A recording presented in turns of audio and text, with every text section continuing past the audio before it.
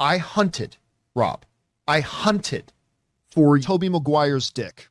Do you want to take a life? Do you want to cross that line?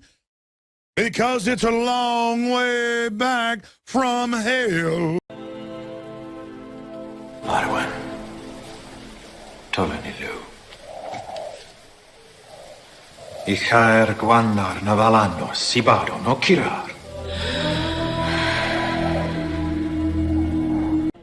I learned a long time ago that there's no sense getting all riled up every time a bunch of idiots give you a hard time. In the end, the universe tends to unfold as it should. Plus, I have a really large penis. That keeps me happy. Now, what it got here is a scrotum and nothing else. Vagina. My mind is a raging torrent, flooded with rivulets of thought, cascading into a waterfall of creative alternatives. God darn it, Mr. Lamar. You use your tongue prettier than a $20 whore.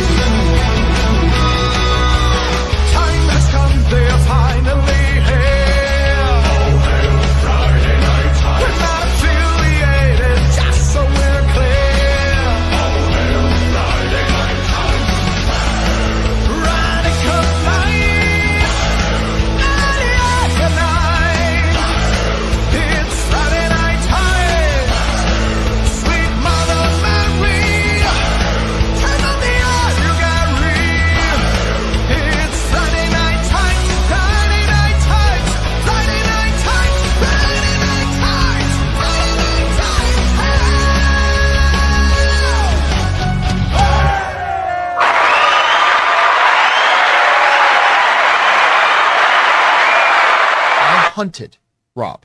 I hunted, Rob. I hunted for Tobey Maguire's dick. What's up, everybody? My panel is stuck, and I can't take Nerdrotic at Night down right now, but I think I can fix it. So talk amongst yourselves. That is the weirdest thing I've ever seen happen. Hang on.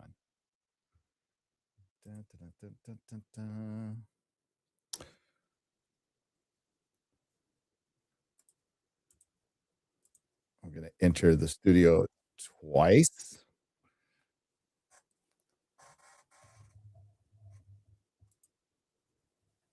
There we go. Boom.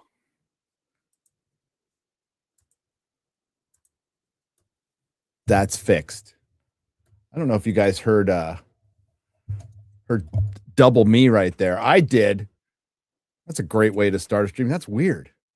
My little assets panel got stuck. It got poked in the assets. Welcome to the Nerdrotic at Night nooner-ish FNT Square Up. My name is Gary Beekler. I come from my mom's vagina to bring you the good, the bad, and the ugly of pop culture. Sorry we couldn't get started today earlier, but I was working on Starfleet Academy. That was where's Spock? I know you're like, F this guy. Where's Spock? Spock is right there. He's right there. Spock is right there. Yeah, so I had to work on that Star Trek Academy video, Starfleet Academy video, fighting the copyright gods a little bit. A lot of bit for a couple hours. But so far, we've come out victorious. We've come out victorious. Let's see who's here. Big Papa Pump. We got Black Milans. How's it going? Thurpt. Golden. That's not a triple X age. Double X age. That's all good. Eric K. I'm nothing but a big tease. Disparu. Yeah, Paramount and the BBC are savage on those claims. They are. So you just got to do a little flippy dippy. That's our technical term for it. Little flippy dippy. We do the flippy dippy and it ends up being just fine. It would be really stupid for me to tell you the stuff we have gotten away with. So I won't. But holy shit. So yeah. Jose Taco, what's up, brother? X-Wing 5. I'm trying to show your guys' names this time. I'm having a hard time with this. Yes, Flippy Dippy. I've got BBC kind of gave up on me, Disparu. The only one you really can't fight anymore is Warner Brothers. So you can fight Netflix, you can fight Paramount. Disney never hits you, which is weird. Like Disney is by far the coolest when it comes to, they have never hit me ever. But BBC has given up. They just gave up. I fully expect to get hit, but I'm ready to fight it. I think it was Robert Barnes wrote up this thing for Ryan, and I use it all the time. And it works, works 60% of the time. It works all the time. Dippy. That's what it is. Hurts donut. What's up, Blue-Eyed Scorpio? And Time Traveler 0002 and TDS seeking. And it's not hard to find the TDS. It's not. Gray Box, what is up? Mark Lerzeth. So yeah, we got that video out super late. And it's doing great. So guys,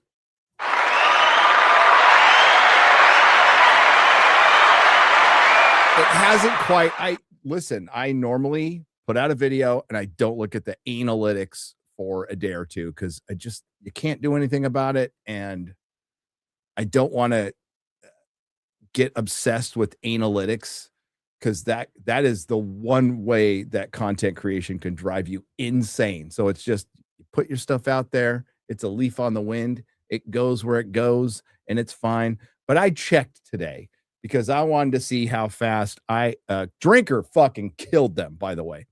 So I believe, let's take a look. I believe it's still up. Let's go. Paramount Plus. God damn. That show sucked. It's getting a little videos. It's still there. Okay. I like birds. They totally modulated that guy's voice, by the way. All right. Currently, it's at 168,000 views. It's been out for 4 days. 4 days. 168,000 views in 4 days.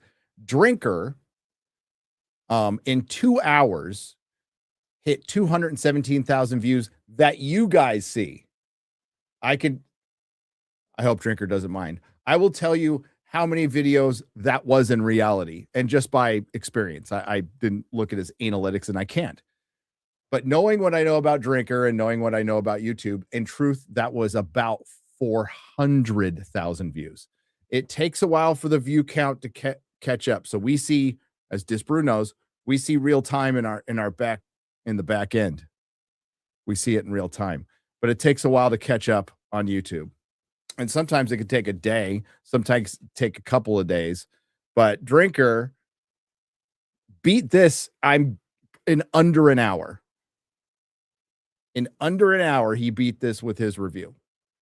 It took me 3 hours to beat it, but I've beaten it already.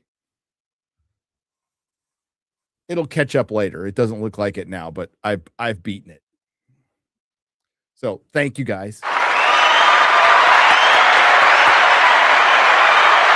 And the coping and seething and all the, it's number 2 on this platform according to this platform. And let me tell you a little something out there, content creators who are you're not even new to this, and you should know. But you don't.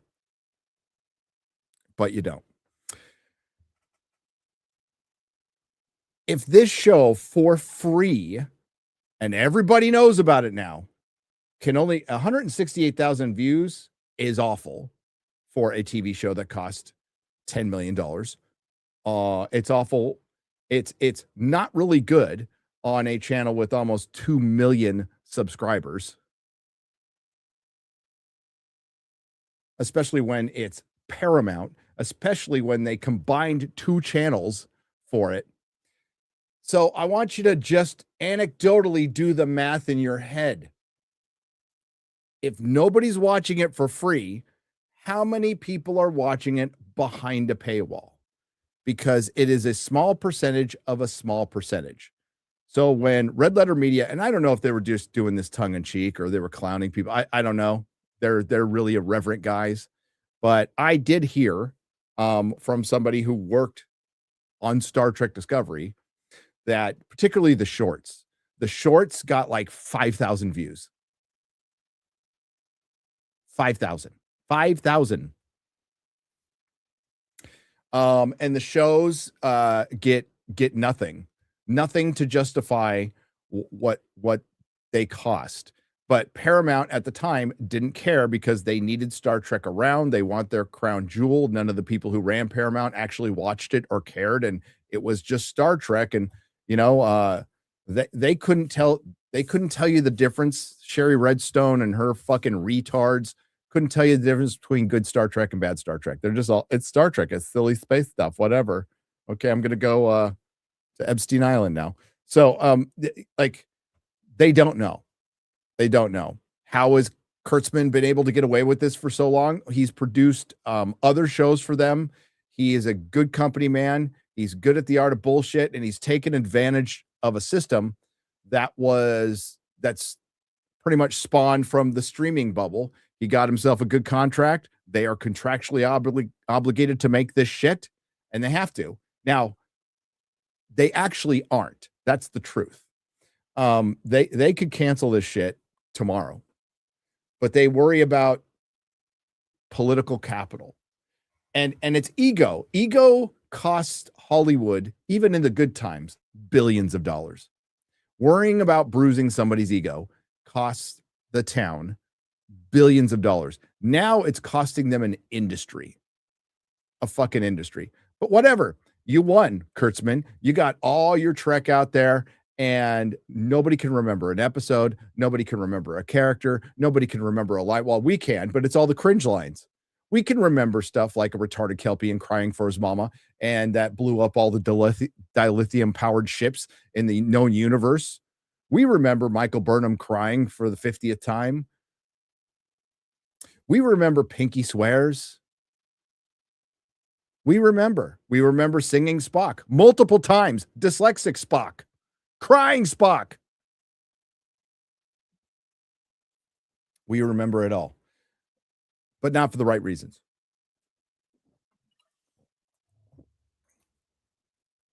So if David Ellison's out there listening, if you care at all about Star Trek, you need to cancel this, and then you need to do the hardest thing. Erase it from canon. And that still won't get everybody back because a lot of people have seen it and a lot of people have moved on, and you've lost generations now. And I've already seen people going, new Trek's better because old Trek is just people sitting around and talking in rooms. And it's like, fuck, we're doomed as a society if people think that way. But thankfully it's an infinitesimal amount on Twitter. So I also want to point out, and I pointed out in my video, that Paramount Plus, Star Trek on Paramount Plus, and the Star Trek account on X haven't posted once about this show. Not a single fucking time. Not a single fucking time. So I think anecdotally, that tells you how Paramount feels about it.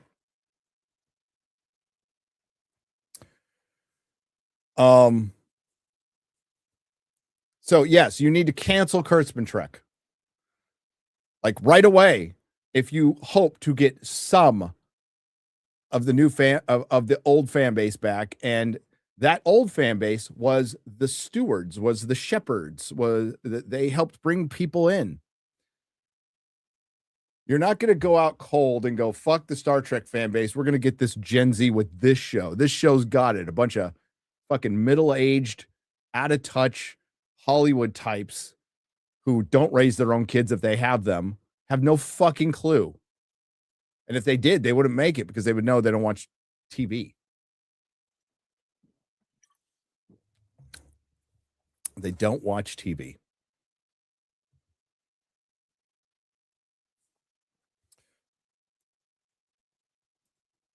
But Ellison, paid all that money to get Paramount and lost their biggest asset, like right away.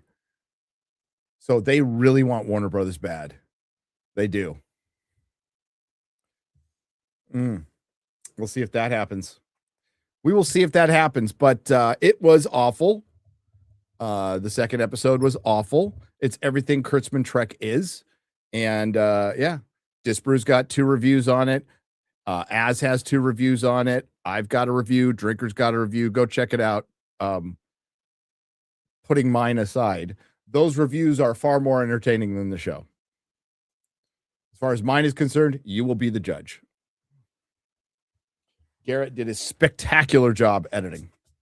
So what a weekend, man. Kathleen Kennedy leaves A Path of Destruction. Alex Kurtzman leaves A Path of Destruction a few months ago. Russell T. Davies led A Path of Destruction. And here we are, like I said, 5 years ago, residing over the ashes. It's very sad. It's very sad. But the one thing, this is why entertainment's fun to cover. Way better than politics. Way better than politics. Because, well, it's funnier. And it's make-believe. And Hollywood will always provide either intentional or unintentional entertainment all the time. Hats off to the political people who want to get in there, and that's some real world shit. And that stuff is dark. And that's why so many of them burn out and flames. Taking the piss out of Hollywood. It's a tradition that's long before us. I have not seen the last episode of Landman. Please do not spoil it. Please do not spoil it. I'm going to watch it with the missus. I have seen Night of the Seven Kingdoms, and I thought it was quite good. It was pretty neat. Pretty neat. I liked it. But I think a lot of people going in cold who are not fans at all of the books or anything might see it as kind of boring. And this will be the one where I say, maybe you wait until it's all done. Half-hour episode weekly.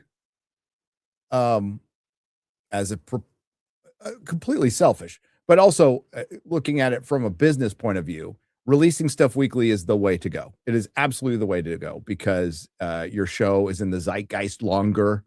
It doesn't disappear overnight.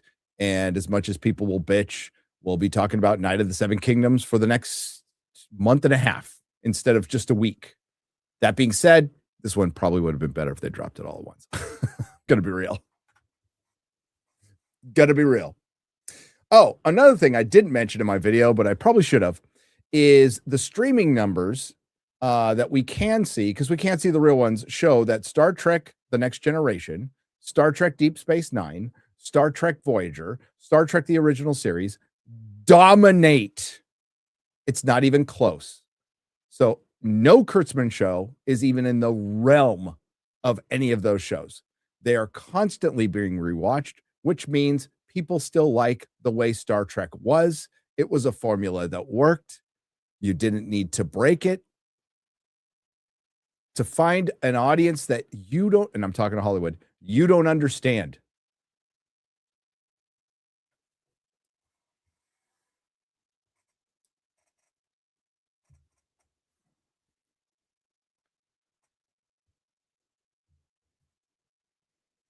That you don't understand.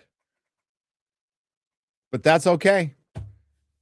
God, I think that was my first Star Trek video in 4 years. But I wasn't going to miss this one. I had it circled on my calendar. I'm very excited about it. Okay, Kathleen Kennedy's gone. Kurtzman Trek sucks. As much as we bitched about George R. Martin on Friday, I like this show. But it's this show and House of the Dragon that cost us the Winds of Winter for like forever. He essentially ended it. It's done. I was watching a lot of channels that, quite frankly, don't like me, but I watch them for their lore stuff. I don't care. And one of them does. One of them definitely is like, I got to keep it on the DL, but you're cool. It's all right. It's all good. You know, he said, like, I don't agree with you totally politically, but like, it's like totally cool, man. Totally fucking cool. I subscribe to all their channels and they are having a tough time. Poor guys. And I'm not clowning them.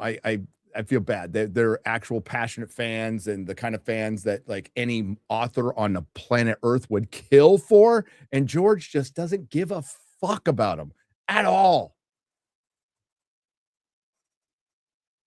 Look at all the struggling writers and you think George would be empathetic to that? Like, I mean, it's no skin off my back, but you know, publishing's a rough game, especially for men. And he's done the impossible. And he sounds like the least grateful guy on the planet. He sounds miserable, absolutely fucking miserable. So that goes to show he's got all the money in the world. George is worth a lot of money. Never, like, he could just stop everything. If he had kids, they'd be taken care of forever. Now the money he accumulated will go to who? What? Whatever. And the only legacy he leaves behind is not a child. It's an unfinished book series. That's everything about that sounds sad to me. Everything about that sounds sad. You sacrificed having kids for your career.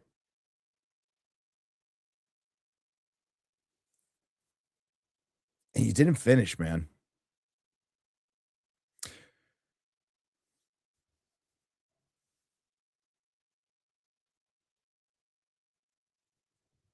It sucks. It's a really good story. It's a really good story, and it sucks. So I saw them like struggling with it, and some are holding out hope. And God bless them. I'm not going to shit on it, but it's a sad thing to see, and that will be talked about forever. But at least we get these shows. And you know what? I think somebody finishes the book someday. I think they do. I think he'll tell he keeps calling her a partner. I don't know if his partner or wife, whatever. Partner's a gay thing, okay? It's your wife or your girlfriend, partner. I hope George lives a million years, right? But I could totally see a scenario where she's like, yeah, George, I won't let anybody finish your story. And then she like, listen, we got to do this for the fans. I wouldn't blame her. Oh my God. Oh, my stars and garters. It's terrible for me to speculate on that. It's awful. This coming from a couple of the guys over in the A Song of Ice and Fire sphere celebrating like Charlie Kirk's death. But oh my God, don't you mention George is old. Shut the fuck up. Okay, so we're going to be doing some squaring up. Super chats are turned off because we owe. By the way, it's easy to do that. By the way, it's like a button. You can turn it on and off. So the ones from Friday get their due. Get their due. But you see in the title, it's cancel Kurtzman Trek and Doomsday Dish. Doomsday Dish. I talked to a human being right after Friday Night Tights. This human being said, I don't want to put this in text, so I'd like to talk to you. I'm like, okay, my ear is open. This human being didn't say, I couldn't say anything. I think I talked to Mahler immediately. It was Mahler and Ryan. I didn't tell Ryan what it was, but Mahler's like, yeah, let's go. So we talked. So Mahler knows. Mahler knows. It's not like the whole plot or anything. I do kind of have that. I can't say what that is. I promised. But I can tell you, I have to correct a couple of things I got wrong.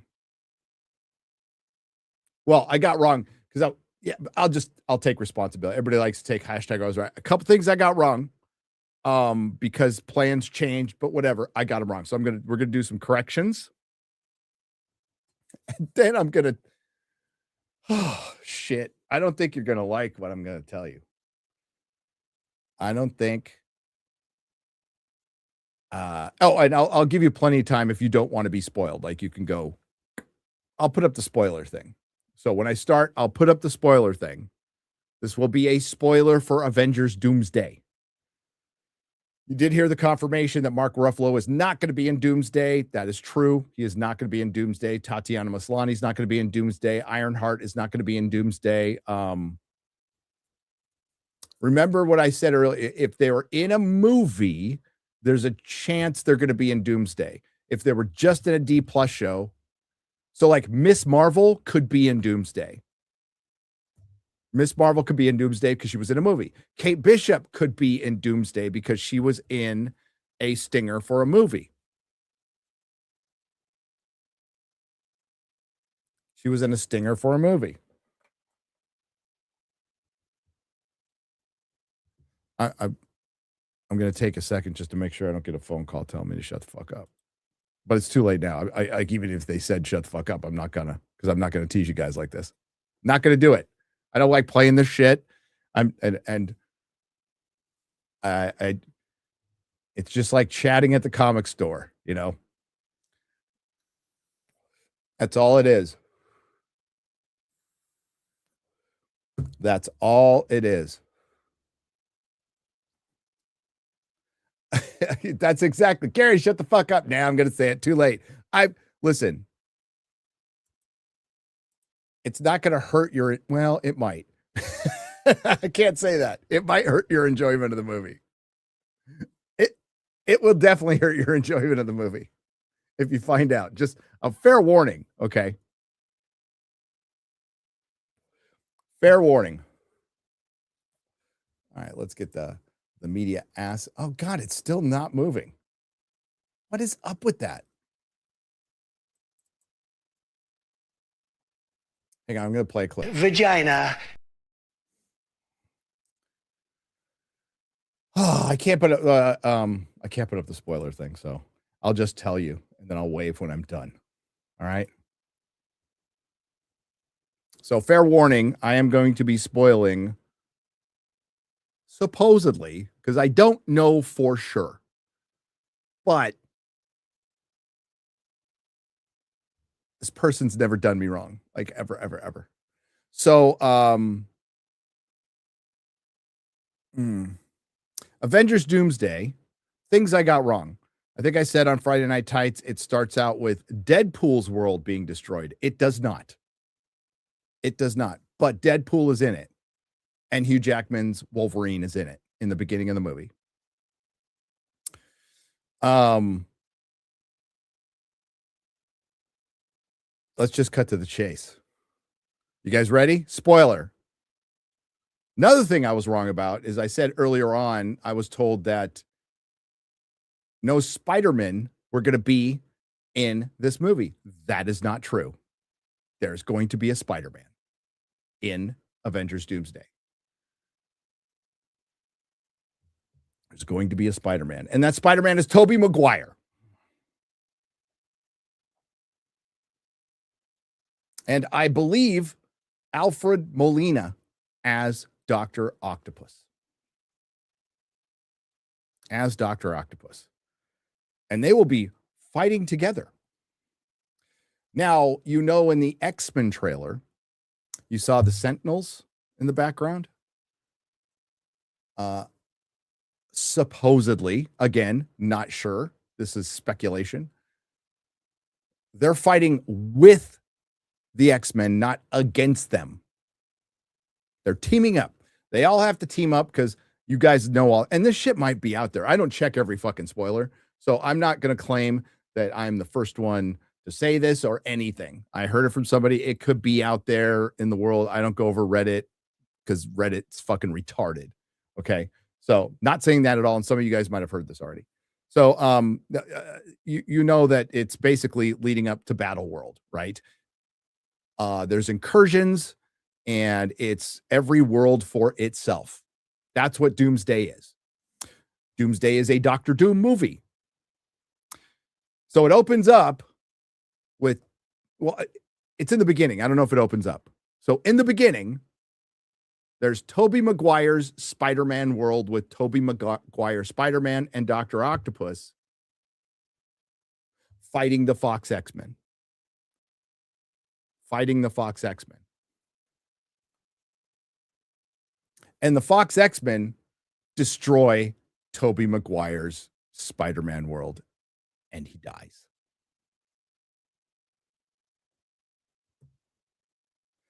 Don't know if that's actually like how you want to start out your movie, by taking the most beloved superhero franchise and nuking it to begin with. Now, will he be coming back? Probably. Most likely. Most assuredly in Secret Wars. But yeah, they start out by having, I guess, Deadpool and Wolverine and maybe the other X-Men. I didn't get details on like what X-Men were there. They destroy Tobey Maguire's Spider-Man's world at the beginning of Doomsday. And the movie is going to be like complete destruction, apparently. Dr. Doom is supposedly going to be under, like, Robert Downey Jr. will be under the mask for most, if not all, the movie, which is odd. But, I know some other things too, but I think that's enough. I think that's enough. I see that's what I asked. And so how in the fuck do X-Men destroy a world? It's the incursion. It's got something to do with the incursion, right? The incursions, this is so crazy. Doctor Strange is not in this fucking movie at all. And he ended Mom going in to deal with an incursion. So I don't know how you deal with this. I don't know. There's supposedly some big battle between Thor and Doctor Doom towards the end. So Thor makes it.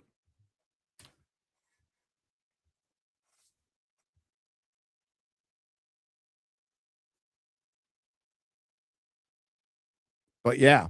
So I remember I said the Doctor Doom trailer would come out around Avatar. I was completely wrong about that. So I asked my friend and he said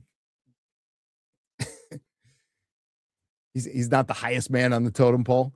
So he's like, Super Bowl, maybe? And I'm like, that kind of sounds right. The Super Bowl. But that trailer's still out there, so I'll let you know when we see it.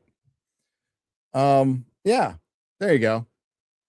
I couldn't believe it when I heard it. I'm like, and yes, they're going to bring him back, but that's really where you want to start. See, I would start Doomsday by destroying, like Doomsday. It opens up with the Young Avengers and Shang-Chi and Shuri. And this is where you should have had She-Hulk in. And he kills him immediately. That's what I would have opened up the movie with. If you want to really endear yourself to everybody except for Grace Randolph, Eternals are nowhere to be found. They are just a thing that we're not ever going to mention again. When you go into Marvel and you go, the Eternals, they go, what's an Eternal? What is this Eternal you speak of? We do not know what you're talking about.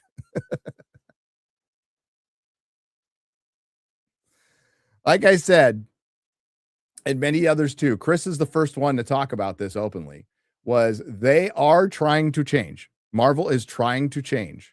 Oh, I got a quote for you. I got a quote for you. Marvel is trying to change. Don't know if they can because there is rot inside that building. And you're already seeing like them getting criticism for like from Grace Randolph, and like that criticism used to matter to them so much. And we were just a small tiny group of bigots. Well, that small tiny group of bigots grew and grew and grew. And it turns out they weren't bigots. They just like Marvel Comics. They like superhero movies and they hated what you did to the characters. And so they're trying to change. I don't know if they can pull it off. I don't know. And I'm not like, I don't have my pom-poms out. It would be great. So if you ask me what I would prefer really good superhero movies to cover. That would be my preference. Because I hate to burst the bubble of a detractor. Those videos do just as well for me as any other video. They just do.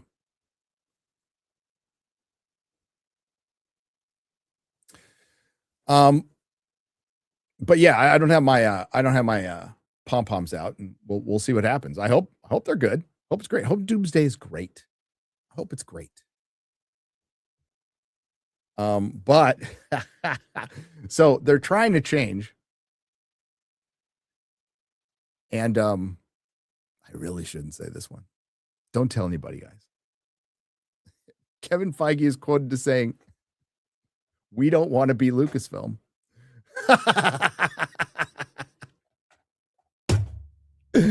Oh.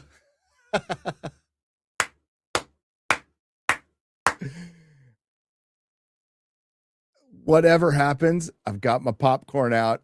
I'm having fun.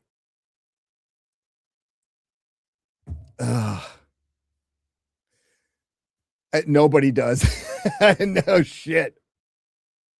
Nobody does. I told Mahler that. He's like, what?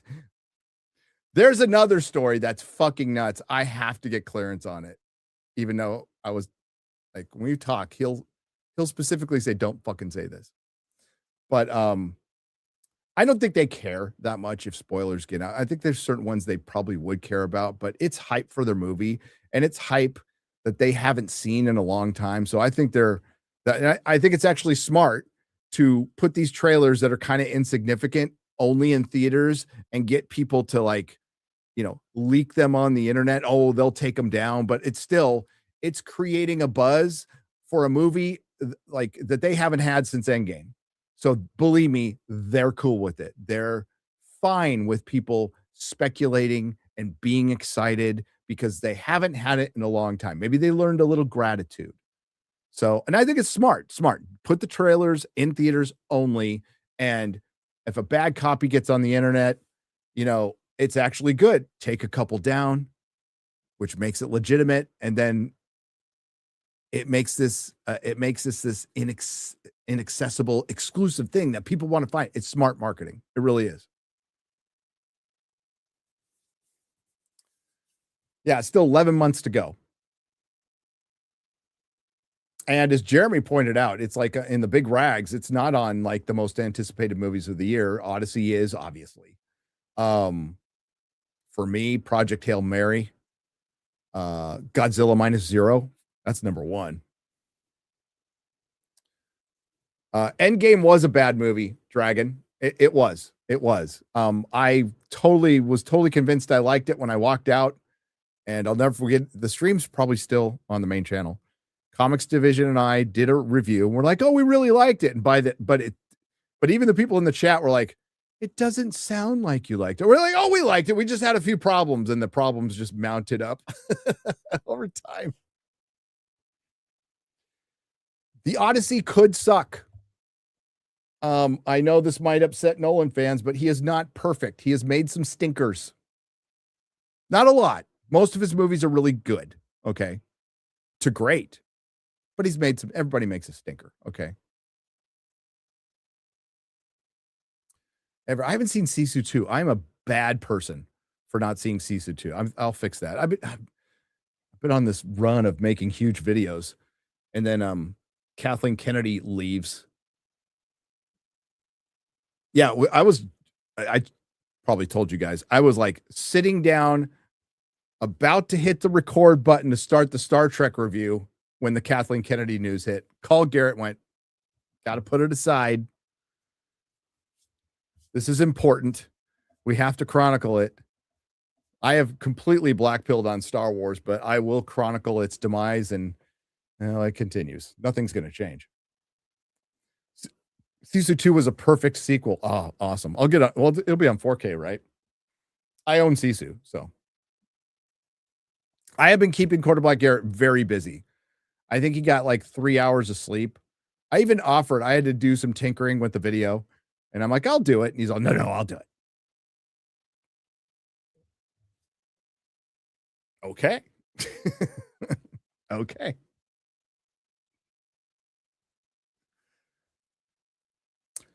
Star Wars is dead.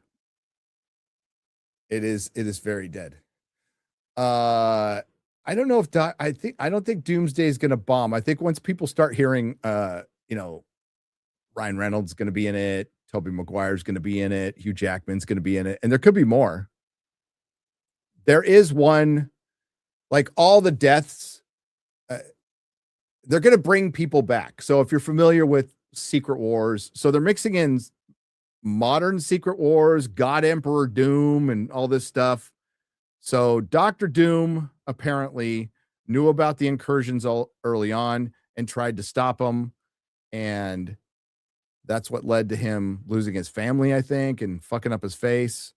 And he wants Captain America. But that's all out there right now. And yes, the incursions are from Captain America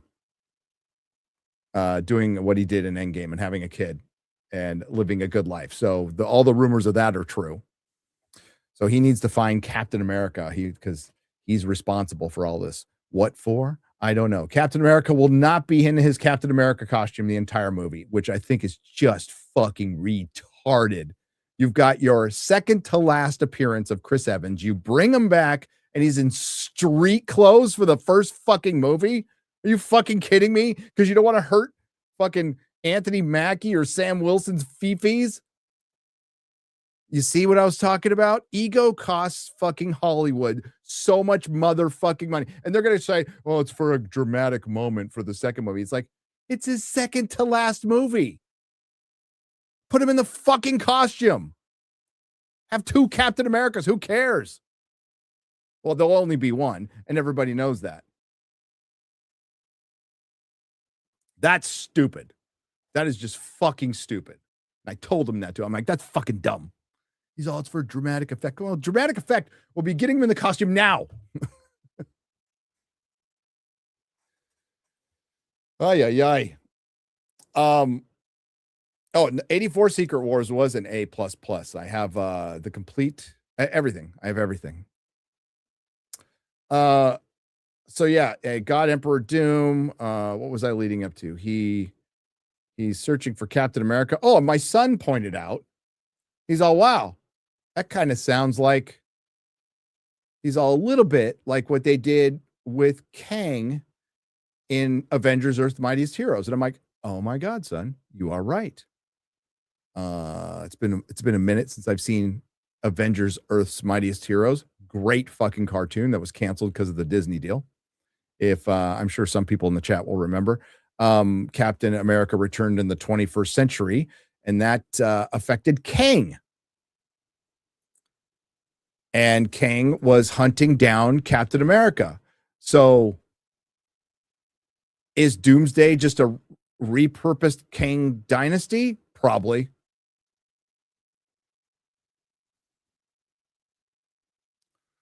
Probably, but good catch by Nerdrotic Jr.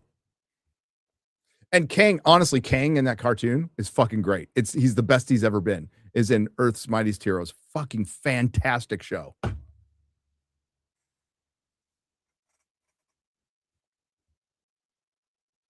And they yeeted it for the deal. We lost Spectacular Spider-Man too.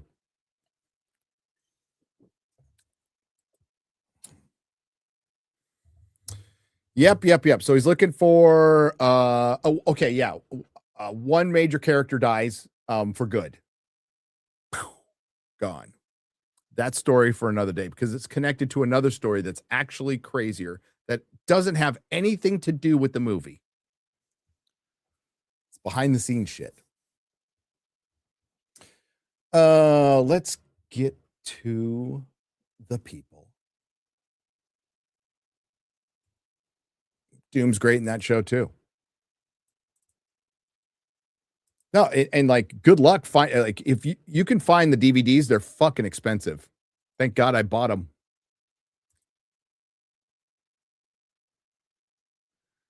They are expensive. Let's see. Where was I? Oh, I wanted to get to the people. There we go. Had a fun show with Yellow Flash last week. Go support Yellow Flash. He's got Flashcast on Saturday. I think it's kind of cool. You got Geeks and Gamers Daily every day. And then you got Tuesday night's main event. Got the Nerdrotic Nooner, of course. Real BBC. And then you got Open Bar, FNT, Flashcast. Pretty cool scheduling.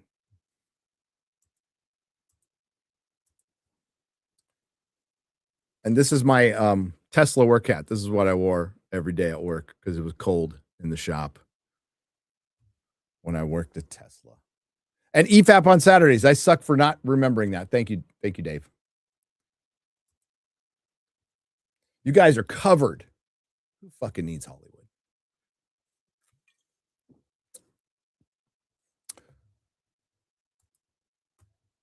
B-Sup is quite good as well.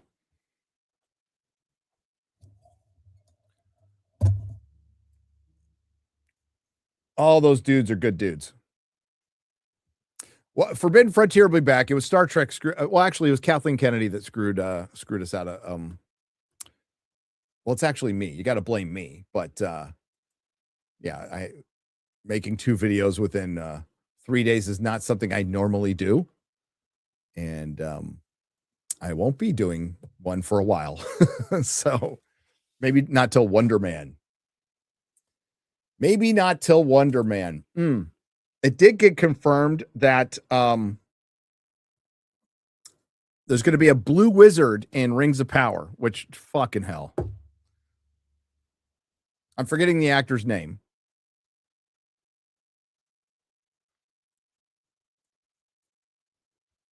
Rome. He was in Rome. He played Steppenwolf with the voice. But yeah, it's going to be a blue wizard. So they're going to fuck with canon. So a blue wizard that went dark. Tolkien went back and forth with the blue wizards. So there is no definitive like blue wizard lore other than they went to the east. People can debate about it. Talk to, go check out our boy, High King Feanor, Alpha Chad. He'll have thoughts on it. I think I saw Middle Earth Mixer going, this is a good idea. No, it's not. It's a terrible idea, my brother. It's a fucking awful idea because Amazon will be adapting it. It is a shitty idea. It is terrible.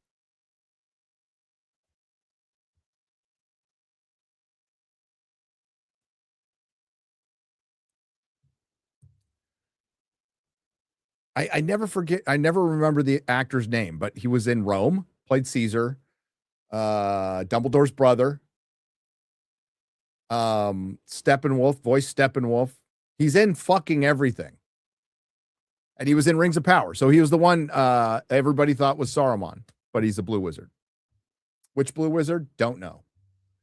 Yeah, that's his is it Kyrian Hins? Yeah. Syrian or Kyrian Hins, yes. Great actor. Hines or Hins, not sure. Great actor.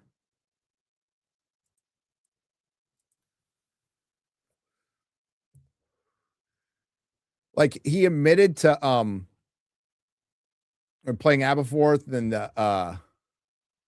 and what else? Oh, Mance Raider. That's right, Mance Raider. So he admitted to when he was playing both of those characters, he's like, I knew nothing about the book and I fucking mailed it in. And I'm like, bro, you're mailing it in is better than 99.9% of every fucking actor in the world. He was in Excalibur.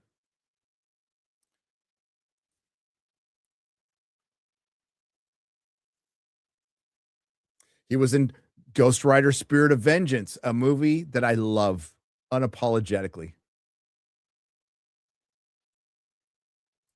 Fellowship of Fans said he was Polando. I mean, it doesn't fucking matter. Okay. It's a blue wizard. There's not much. I mean, it will to super duper lore heads. The fact that they're just making it irritates me. So, Disparu, do you think we get Rings of Power this year? John Carter is a good movie, chat. I mean, I hope we do. Disparu.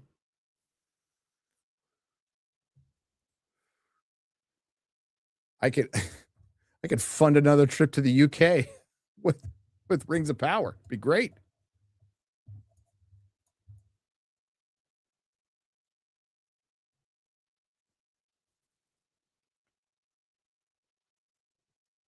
I need you to mute me. Why? I'm not going to just no.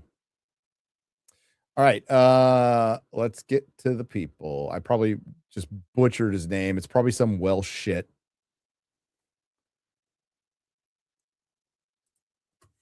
I assume they would if it's all filmed now. Surely it's enough time for post-production. They just finished in December. I mean, I guess. They have their own studio and they're all set up now. So I think it's possible by the end of the year. Oh, fucking great. Great. I told you guys, entertainment wise, this year is going to be stacked.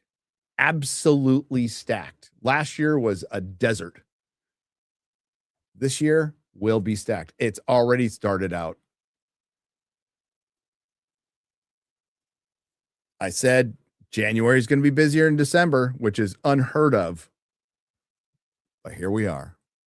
Here we are. No, well, okay. I didn't say good entertainment. I think I do. Crunt, thank you for pointing this out. I appreciate you. Got a chat keeping me honest here. More stuff from Hollywood. Will it be entertaining?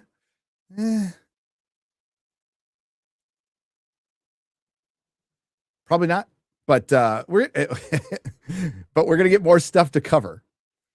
I hope it's all entertaining. The chances of it, if 3/4 of it being entertaining, are very low. But Godzilla -0, Landman's wrapping up. I fucking love it. We get Tulsa King season 4 now. We get One Piece season 2. Night of the Seven Kingdoms started out really solid. House of the Dragon. There's a bunch of stuff coming up on streaming. A bunch. How is Bone Temple? Don't know. Not going to watch it until it hits streaming. Drinker liked it. I think quite a few people liked it. But it's just, if I was going to go to the theater this weekend, it would have been to see Lord of the Rings, which got $11 million worldwide.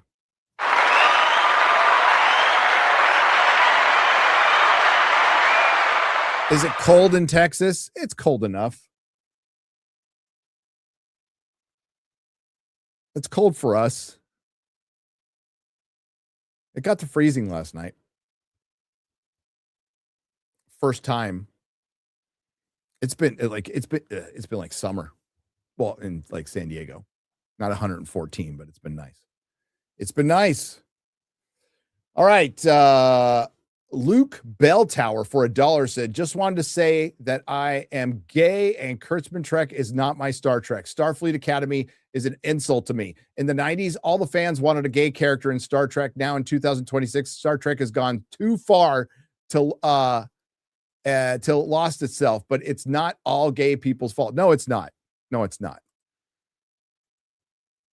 We definitely want to make that distinction that there's gay characters that can work just fine. But when it's the only thing you focus on, and then when you bring that character in, and you know this, it's the only aspect you focus on, that's not a human being.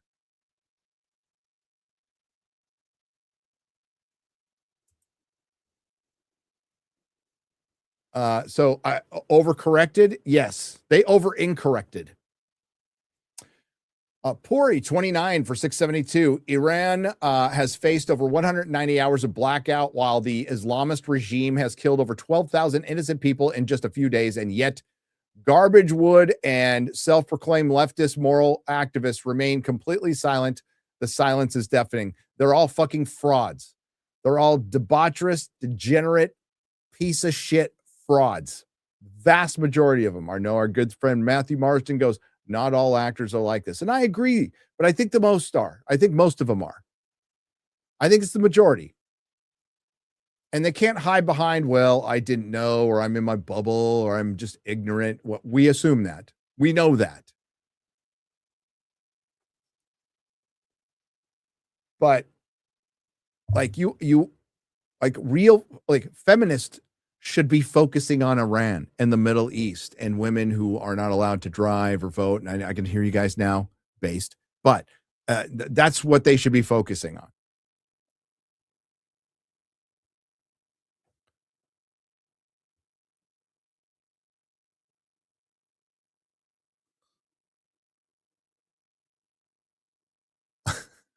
Sorry, I'm pre-reading here a little bit.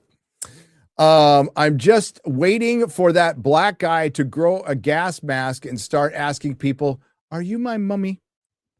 That's such a good episode. Stephen Moffat when he was at his best. For some A for $5 is demanding Az apologize to Doomcock. Also, he hopes Palace can make the most of the time they have with Glasner. Is Palace a soccer team? Oh yeah, it's Crystal Meth Palace. Yeah, that's Az's favorite soccer team. So he needs to apologize for Doomcock for his soccer team. I'm super confused about that. Clark Spinner for $25. Don't you just love Starfleet Academy's new ship, the USS Vagina, NCC 6969, affectionately nicknamed Old Meat Flaps by her crew.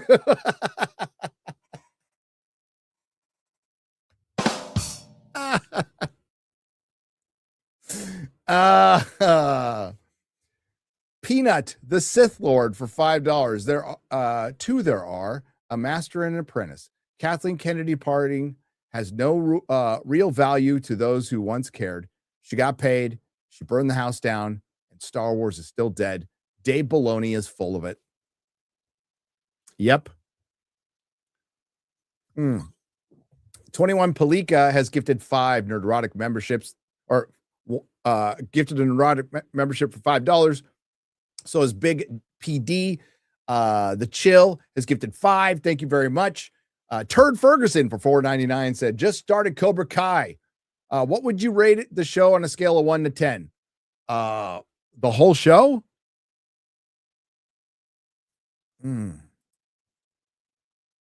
8 out of 10. I fucking loved it. I fucking loved it. It's silly. It's kooky. Nobody gives a shit. It's like the only town in the world that gives a shit about karate, and they're having karate fights in malls and houses, and there's not a cop to be fucking found, and the ending, like, people die. It's fucking awesome. It is awesome. It is brilliant. And what helped it was a lot of the kids were really good, interesting characters. Yes, they repeated themes over and over again. Don't care. I fucking loved it.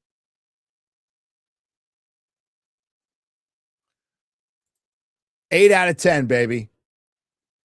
Ted M for $4.99. Houston is the capital of 2 unfortunate cultural icons: Purple Drank, Scissorp, and Swangas. The giant protruded spoked rims you can see in 88 Oldsmobiles. Oh. I don't know much about Houston. I live kind of close to it, but I know it's like the LA of Texas. Traffic there is murder. I know you got robbed of a team. That was the true identity of Houston, the Houston Oilers. And I know you stole a team from San Diego. Well, because they didn't support it. The Houston Rockets. Axiom Seraph for $2 says, variant on brown sauce is A1. Tangy fruit with vinegar. Okay. I like A1. Disbrew probably hates it. Probably considers it a spice. Cords 18 Futter for $2 Australian says, will they redo the British Shark movie TV series? Disbrew, you're in the chat. You can answer that. I have no fucking idea what that is. 47 Sean Tower for $10. Seriously, Nerdrotic. Trump has already told his administration to stop Netflix purchase for Warner Brothers. Is it already dead in the water? So what are they really up to? Trump can't do that. I mean, he's free to say what he wants, but he didn't say stop it. He said he's not for it, but it has to go through all the, flaming hoops. They got to dot all the I's and cross the T's, and it has to pass the government regulators, and it might not. It might not. I have no fucking idea, but it is very clear that David Zaslav and Warner Brothers want to sell to Netflix and do not want to sell to Paramount. Now, that could change if Paramount puts out a ridiculous offer. But the thing is, the Netflix company has the money. David Ellison, his dad, has the money. See the difference there? Now, ultimately, Warner Brothers can go, I don't care if you pay us. I don't care where the fucking money comes from. But it might matter to the shareholders.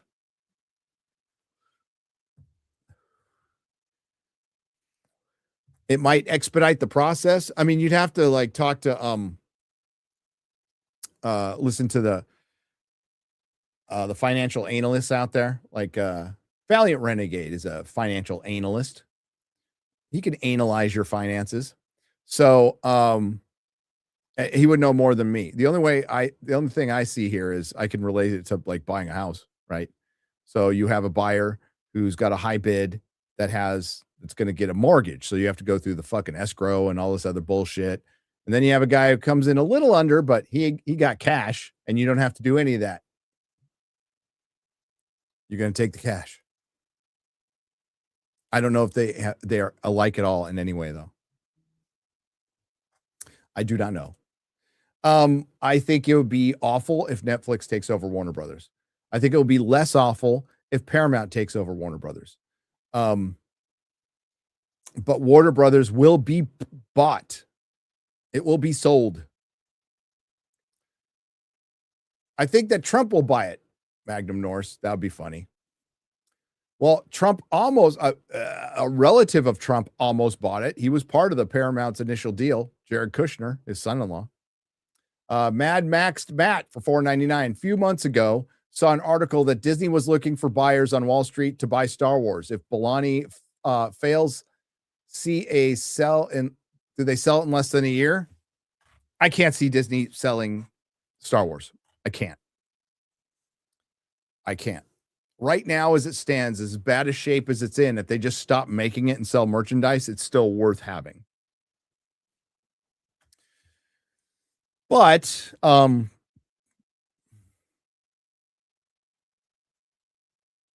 would somebody buy Disney someday? Disney makes a lot of money, but they have some crazy overhead. That Netflix doesn't have. And things are getting bad in Hollywood. There is I forgot the name of the studio now. There's the studio where they shot Seinfeld and fucking like every famous sitcom you can possibly think of. It's an independent studio that was rent out. Fucking like American Idol was there. It was foreclosed on because it was empty, because nothing was being shot there. So this was the biggest or one of the biggest independent studio lots has just been foreclosed on. Hollywood's in tough shape. So you never know. Hail panel. Gary, just finished the book. Love it. Of course, Chief wonders about Martin's mast. Oh, water, homo tax. Hail. Fluorescent Studios for $1.99. I hate her more than sand. John Orchard for $10 says, if Martin had written as many words as he uses to complain about, he probably would have had it done by now. He is a lesson to me as a writer, what a writer should not do. So I talked about this, and yes, you only have so much creativity in that well. And in my opinion, it should be focused on writing your most important thing and not wasted on complaining about the Giants or the Jets or fascism or anything else he blogs about. He just doesn't care about. If he cared about the win's a winner, he'd finish. He'd be done. He doesn't care. It's just obligatory to him. And I've said this for years and years and years and years and years. And he can get as frustrated as he wants with the fans. He owes them the truth. And if he doesn't think he owes them the truth, then fuck him. He doesn't owe me the truth. I could give a shit at this point. If it came out, I'd read it. If it doesn't come out, I'll live. I found other stuff to like. There's other stuff to read. But he owes the fans the truth at this point. Techie E 198 for $2. Female custodies announced today, RIP 40K. Oh, fucking women. Bring in J and X-Wing to finish Martin's works.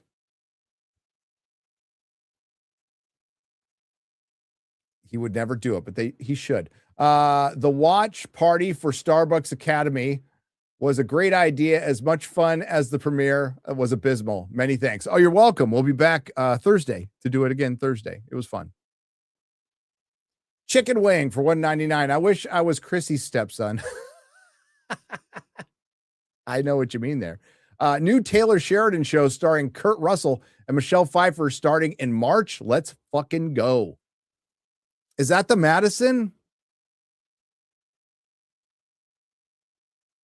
It might be the Madison. Yeah, I'm ready.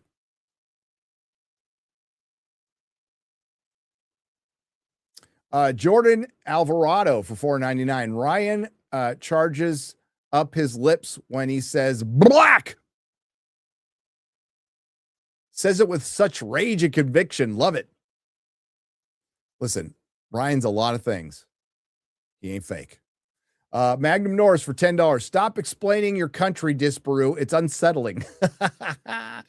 The Pantless Hero for $20. I'm interested to see how Ben Grimm's descendant ended up in Star Trek Academy. Oh, I know it. Did you see that? That's what I'm like. This show's trying to be the Orville. So they have like a big The Thing creature who goes boop, boop. Hi, buddy. Something like that. And I'm like, oh, it's trying to be fucking the Orville. Oh, my God. I wonder if we're going to get any more Orville. BRB. BRB.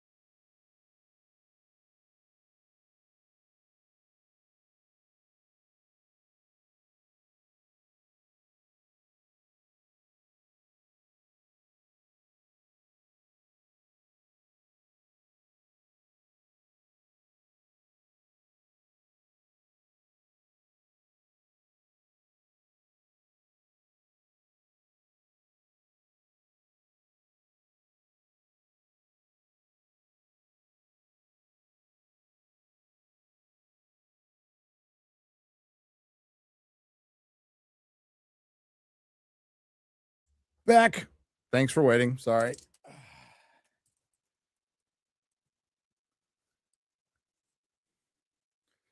I am back. Where was I?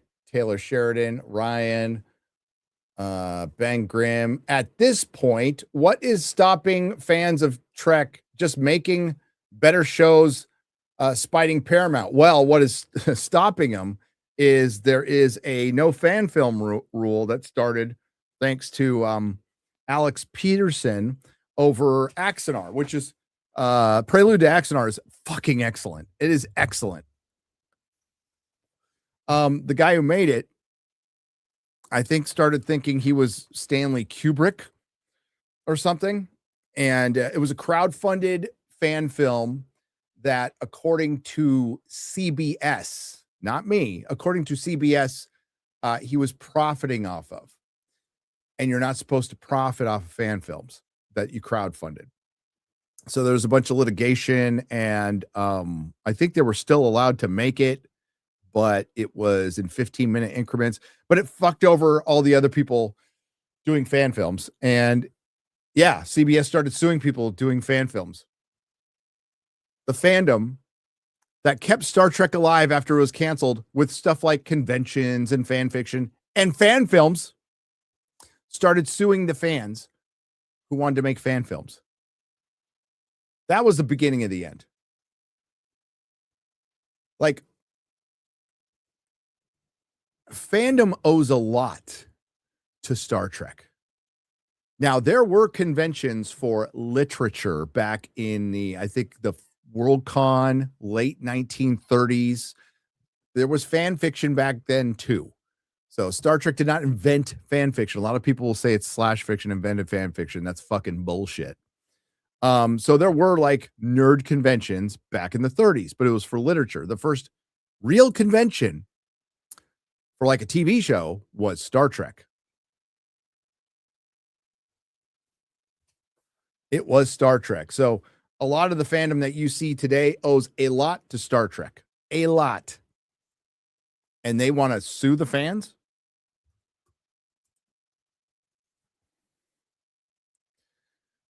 Wise move. They have a lot of making up to do, and they can't do it. They don't have the desire. It would be very easy for them to fix this, but they bruise a couple of egos and they are just not willing to do that. Remember that Stacey Abrams is the president of Earth. No, autistic statistic. She was Earth. Star Trek's new ships look like Obama's library. Yes, brutalist. They're all brutalist designed. Winston Alexander for $2. Federation AQ in San Francisco. What did you expect? You know what's funny is back when San Francisco wasn't completely covered in shit and fentanyl zombies, there was a place called the Sony Metreon. And if you went to the back of the Sony Metreon, it looked like Starfleet Academy. It did. It was very nice. It was very nice. Shad eats man meat on government mandate, says Magnum Norse. Oh, he hasn't denied it. Bimbo Dickens for $5 says Starfleet Academy looks like the Democratic Socialists of America meeting in space. So creative, soft Klingon, like soft, fast Disney Predator. 2025 was quite a year. We got a kinder and gentler Predator, and we got a domesticated xenomorph. And then we had a lot of people defending that.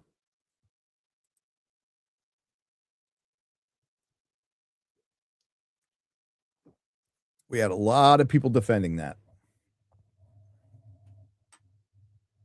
Don't hear or see a lot of people talking about Predator now. Strange, isn't it? Remember that 48 hours of just the most passionate Tron fandom you ever saw in your life on Twitter?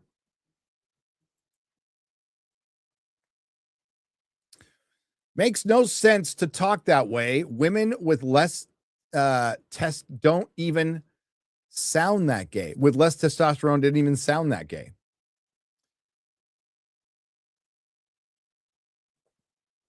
That's Ryan's theory of it's not homophobia, it's misogyny. I think it's a pretty good theory. Brady Crippen for $5. I love how the great Star Wars Star Trek debates of old went from which was better to which got ruined worse. Oh, that's so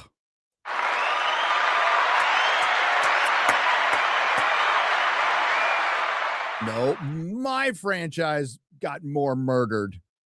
My franchise is deader. Well, Doctor Who's got it on both of y'all. Doctor Who has got it on both of y'all because you can just stop watching Star Trek. You can pick your point.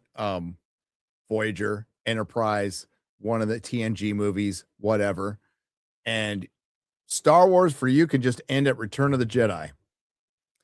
Doctor Who went back in its own timeline and replaced William Hartnell, the first Doctor, with a little black girl who got murdered over and over again by a woman, by the way. So Doctor Who still wins. But I think I could probably redo my top 5 murdered franchise and I'd shake up the list a little bit. But I'll be real, Doctor Who's still number 1.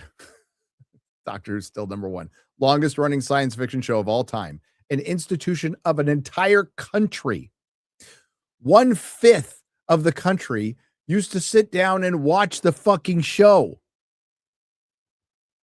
1/5 of the country. I think the only thing in the States we had close to that was the last episode of MASH. Outside of sports, like a TV show.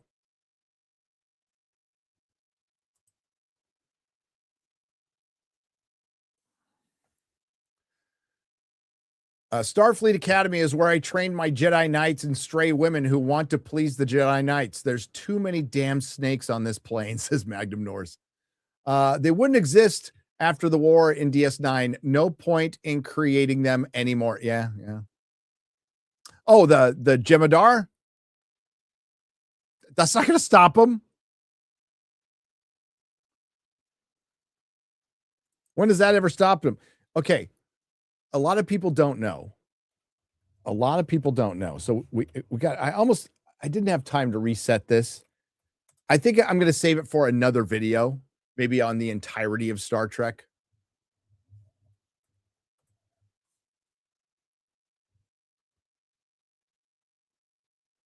But Spock was given a black female older foster sister in Star Trek Discovery. Now, you would think that would be bad enough. But the whole story arc was Spock was lost, accused of murder, gone crazy. And what made him focus, what made him the Vulcan he is today, and what literally made him seek out Kirk was Michael Burnham.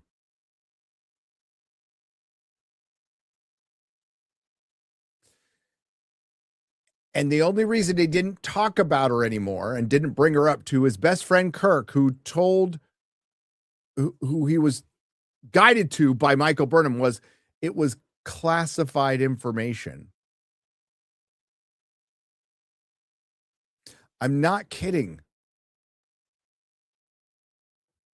And this is how you insert Mary Sue fanfic characters into prequels to try to rewrite history. And it's been going on forever. But if you guys were around in my Star Trek days, these are early days for my channel. So I'm like, what the fuck is going on?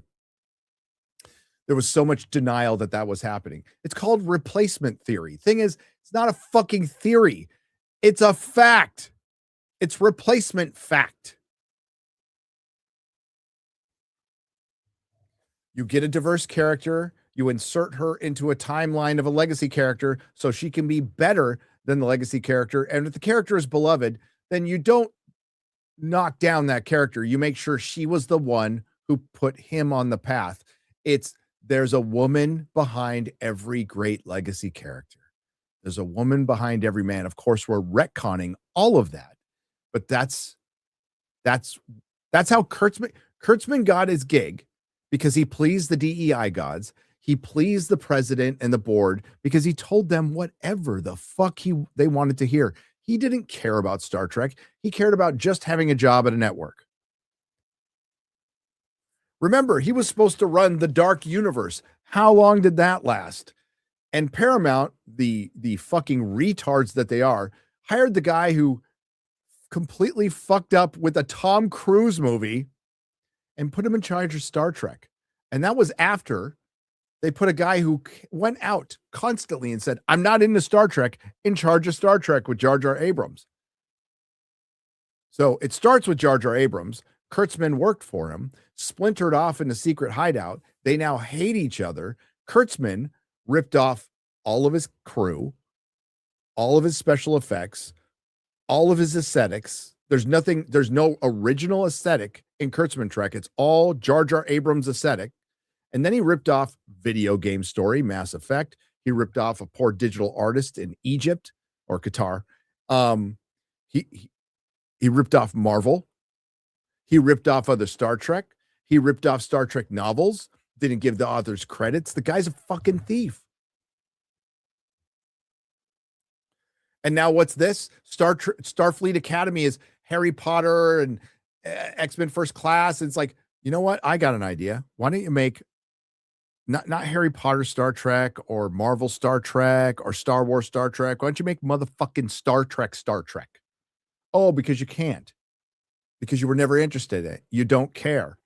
He's had all this fucking time to research it, and he still doesn't care.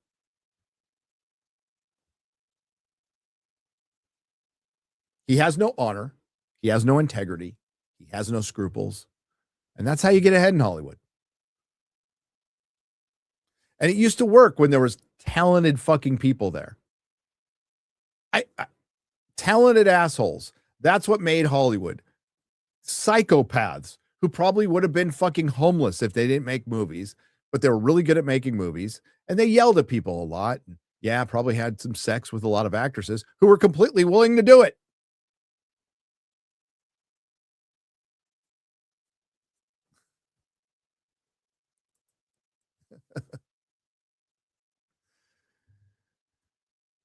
Oh, totes my goats.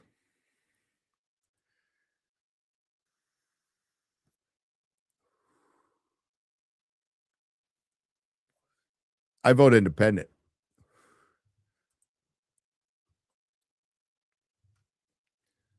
which ain't left. Where was I? Makes no sense. I read that one. Starfleet Academy is where I read that one too. Star Trek, the undiscovered lesbian. That's right. DDD, dice, divorce with 3 kids. Okay. I just hate people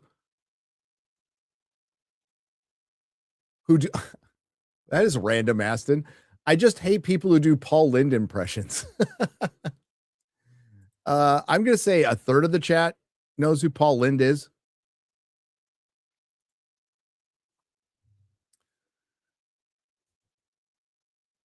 Vote for Gazira. Gay Fleet, Academy 90210, says Winston Alexander. The first duty of every Starfleet officer is the truth. Whether it's scientific truth or historical truth or personal truth, it is the guideline principle of that Starfleet is based. Magnum Norris for $5. That's the point. You can do what you want to do. Just don't force other people to do you damn commies. Exactly. I could care less if people like Starfleet Academy. I could care less if people like The Last Jedi. You are entitled to your opinion as an American, as a person, as a citizen of the world. Just be careful in some of those countries with those opinions.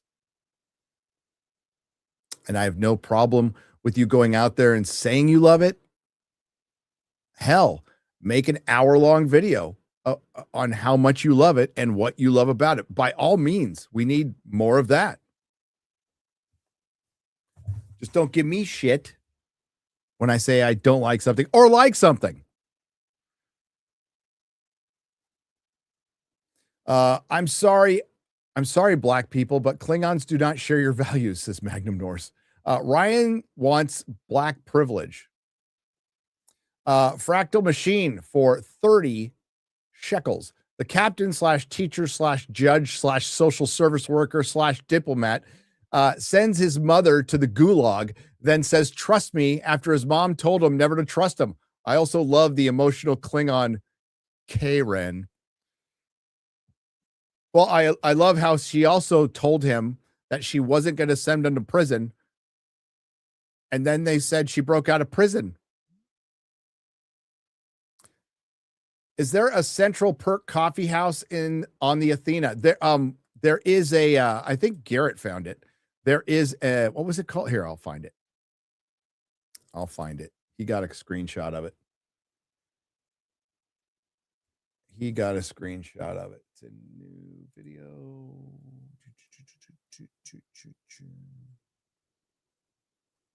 Where did he put it?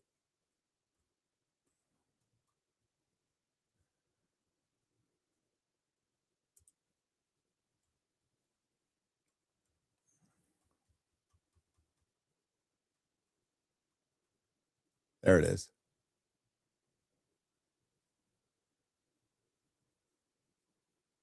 I can't remember if this was in the show or not, but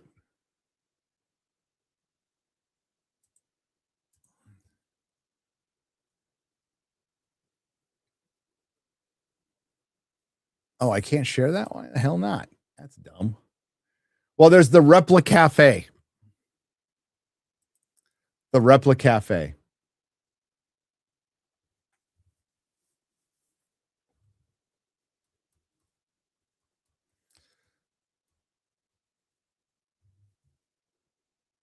Starbuck Rogers. Ha! That's pretty funny. Klingon singing.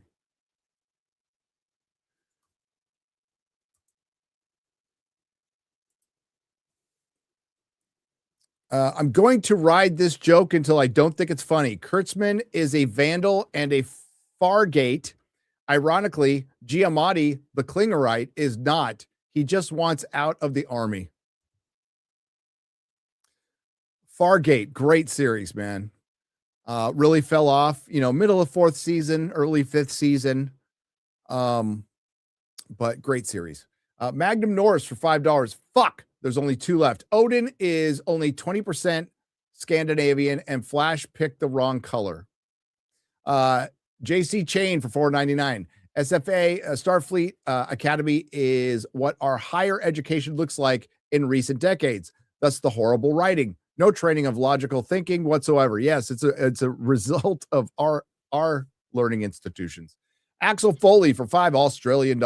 What makes it worse? I think I swallowed the badge, or what? So you don't know? Are you unsure? Do you need help finding the special kids?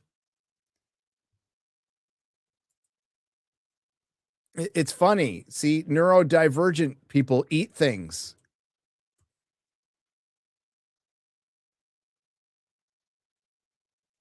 Ryan would be king of the world if he was born in the 30s, says Magnum Norse. Hail FNT in the chat. For the last time, dilithium is not used to fuel. No, it's not. It's used to regulate. It's a source for crystals used to focus the matter, and antimatter reaction used to energize the ship. Just saying. It is used to regulate the warp core. The antimatter matter warp core. It is used to regulate it. That's why I liked I think you still get it though. Az's analogy is funny because it's like, because we're talking about the burn, and he said, well, if you live near a gas station and then you bonded with petrol on the molecular level, if you cried for your mama, every car would explode. I used nuclear subs. And the chat's all nerd. Yep. But Darius White is right. White is right. Super Mastermind for $5. So with YouTube, I hear Starfleet got less than 50,000 views. Willow got about 100,000 views an episode. Yeah, and Willow got erased. Willow got erased. This show was potpourri in space. There's more than that. Launch the pronoun torpedoes. Pronoun torpedoes away. Magnum Norris for $5. I'll respect comics when he can finally put his problems aside and see me eye to eye. Disparu could get a real haircut, but he's too busy pretending to be gay on Grindr. Pretending. No, Disparu will get a haircut next time my wife goes over to the UK, or he comes here and she gives him a haircut. He just waits.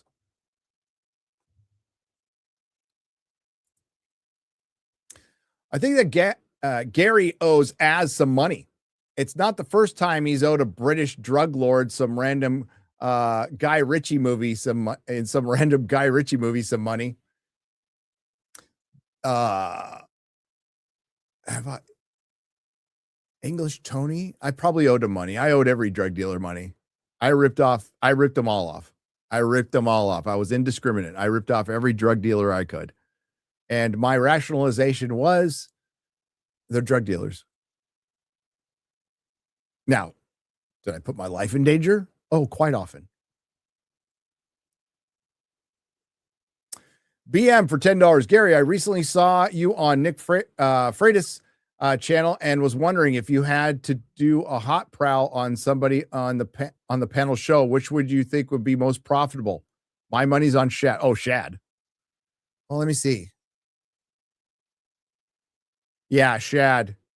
Be a little difficult to steal the swords, but I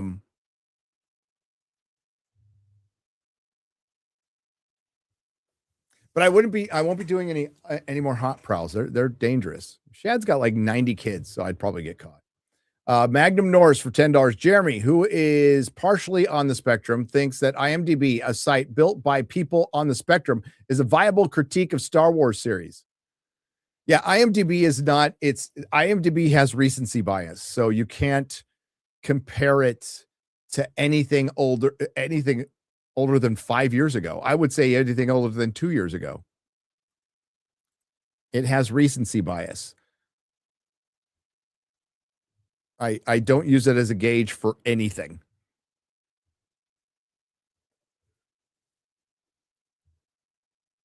Because a lot of classic Star Wars stuff, I mean, like Empire is the best Star Wars thing ever made. Period. It's not even debatable. Anakin had to atone for his bad acting by cheering on Ahsoka, says Magnum Norse. Ryan, you should re-release the video that adds points to everything. You got right in, as I said. I fucking told you. Super Opinion Man for $5. Star Trek Special Ed Academy has inspired me to watch the OG movies. You can have that. OG movies are great.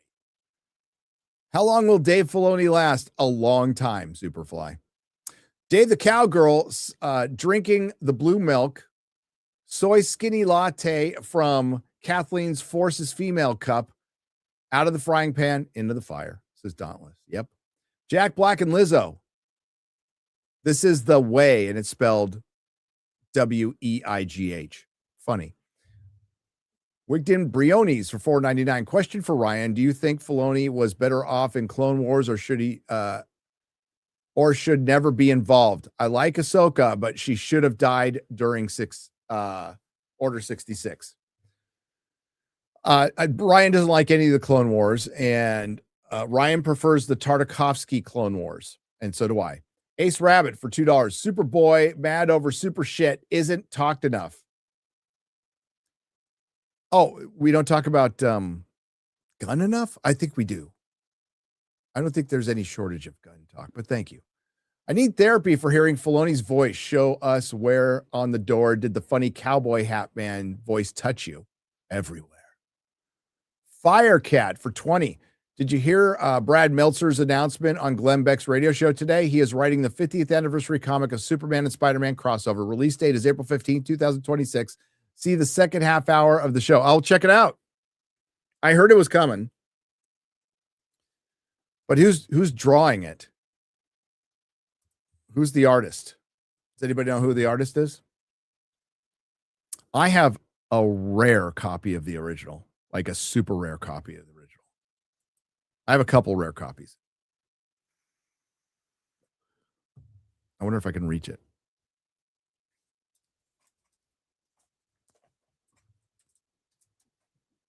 There's two.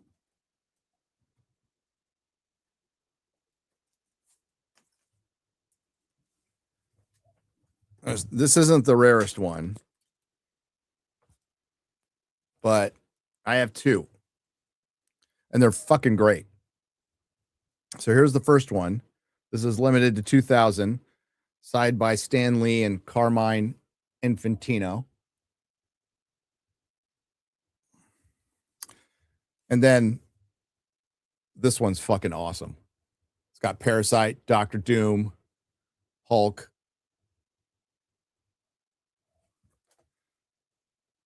But this one, there's an even rarer copy, because while they were signing the 2,000 copies, Carmine Infantino got fired. So Stan Lee finished it up, and then there was a letter inserted saying like why Carmine couldn't sign.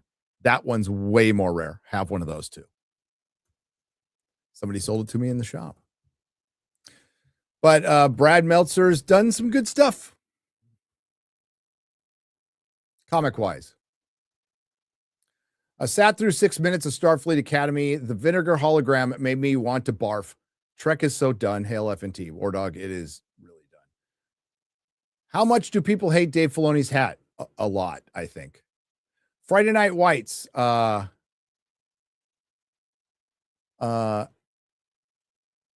Ripoff first doing a great Gary parody. Hey, welcome to it. That's awesome. Tyler Janes for 20. That Joe Russo guy is a former personal friend and next door neighbor. I can confirm he is a huge D-bag and became a former friend when he threatened me with physical violence for disagreeing with him on football during COVID. Really? It doesn't surprise me. Mulder Scully for $4.99. Which is the best title? Star Trek Diabetes, Star Trek Woke Wine Karen, or Star Trek Full Retard? I like Diabetes. I do. Aaron Vineyard for $5. We looked for Star Wars decorations for my son's first birthday. My wife's idea. She's the best. Yeah, that's good. Outside of a few things, there was nothing in the stores. No. Not as much as there used to be. KK might even have killed Ubisoft. Oh, yeah, because Outlaws. I buy Black Series figures a lot, and none of them are Disney era. Disney figures are incredibly cheaper. It's got to be jarring to them. It costs more for Prince, or for Dash Rendar, Prince Caesar, characters from the book. Yeah, nobody cares about Disney characters. I used to spend thousands on toys and collectibles, and now I'd rather buy a super chat. Oh, crispy, thanks. I used to spend a lot too. I used to have a lot of Star Wars figures. Now I have a couple. Because they're signed. All of these, I feel like we succeed at our job while failing completely, is the quintessential female manager mindset. Having worked under multiple, it happened 100% of the time. Yeah, I feel like we did the right thing. We did what I wanted, and it didn't work out, but I still feel like I did the wrong thing, right thing. And what is this thing? Accountability you keep bringing up? I don't even know what that means. Marty for $4.99. They insist they'll go to leftist heaven, the right side of history. In reality, I think future generations will study this like they do the Red Scare. The Red Scare or the Satanic Panic, the Nazi panic.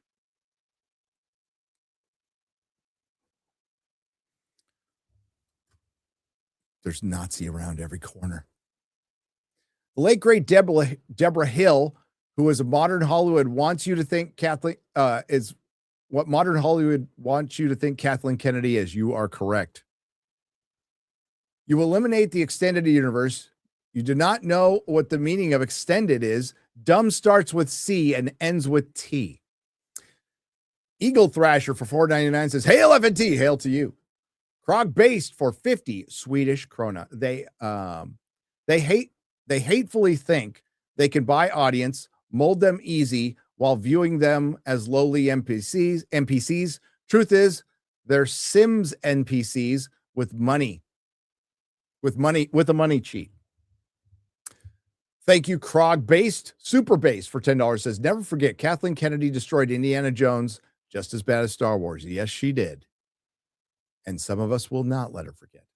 Kathy had the perfect trilogy, Timothy Zahn's Thrawn trilogy, ready-made, perfect villain, and all they had to do was pay Tim his due and bring him on as head writer, but she had to force the message, "So long, gay boys. So long, gay boys." Dave Filoni taking over after Kathleen Kennedy, or taking over after Kathleen Kennedy leaves. Isn't that like Maduro taking over after Hugo Chavez croaked? Exactly. The Demi Fiend for $25 says, "I've heard a theory that KK threw herself on her sword and took the blame to protect Spielberg and Landis during the Twilight Zone movie disaster. That might explain why she is untouchable." Well, Spielberg escaped that one completely fine. The person who fell on the sword was John Landis, as he should have. And he doesn't sound like super remorseful about it. That's the thing. But yeah, that was crazy. I still kind of like that movie. I do.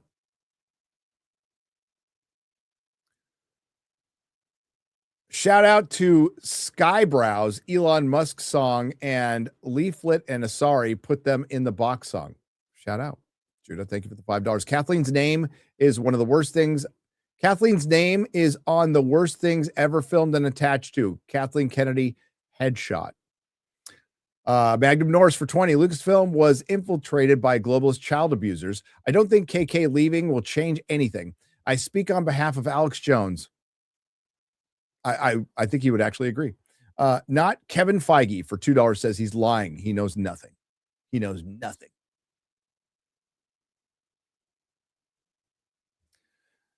Does Dave Filoni have dog aids? Maybe. Net Stealer for $5. What do Mike Tomlin and Kathleen Kennedy have in common? They both wanted to retire a winner, but they ended up retiring after an embarrassing fourth quarter. Brett Leapers for $10. Has she gone or is she here? Kathleen Kennedy's employment status is clear. R.I.P.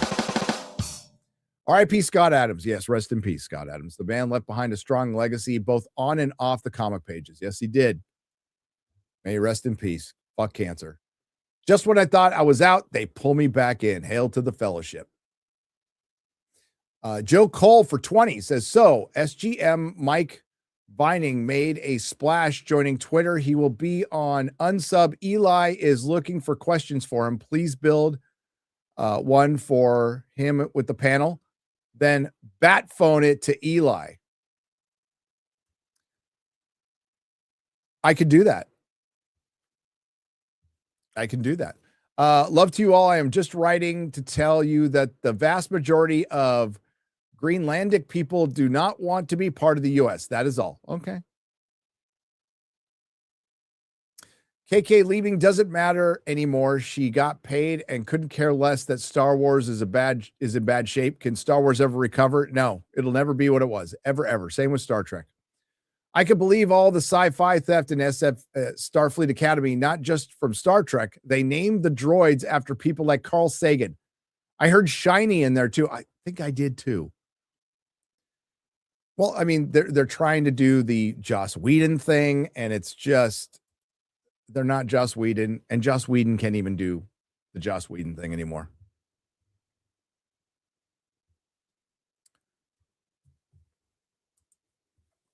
He can't even do the Joss Whedon thing anymore. Why the celebration? Kathleen Kennedy has destroyed Star Wars. The vampire still has not had a stake driven into its heart. Aaron Pipes, there was no celebration. What else can they change about it? Snacks. That's 2 parts. So we go. I noticed something when watching As and Disbrew Starfleet reviews, because I'm not watching the show. When what's his name goes through the portal and comes out in uniform and haircut, I wondered, what else can they change about in there? Too much testosterone, replace estrogen, straight, mix up the hormones, gay now, dangly bits, snipped. McCoy was right. Don't use transporters. Well, apparently they can't take care of things like deafness or being fat. Which would be worse, James Gunn directing the Lord of the Rings trilogy or Zack Snyder directing Star Wars? James Gunn directing Lord of the Rings.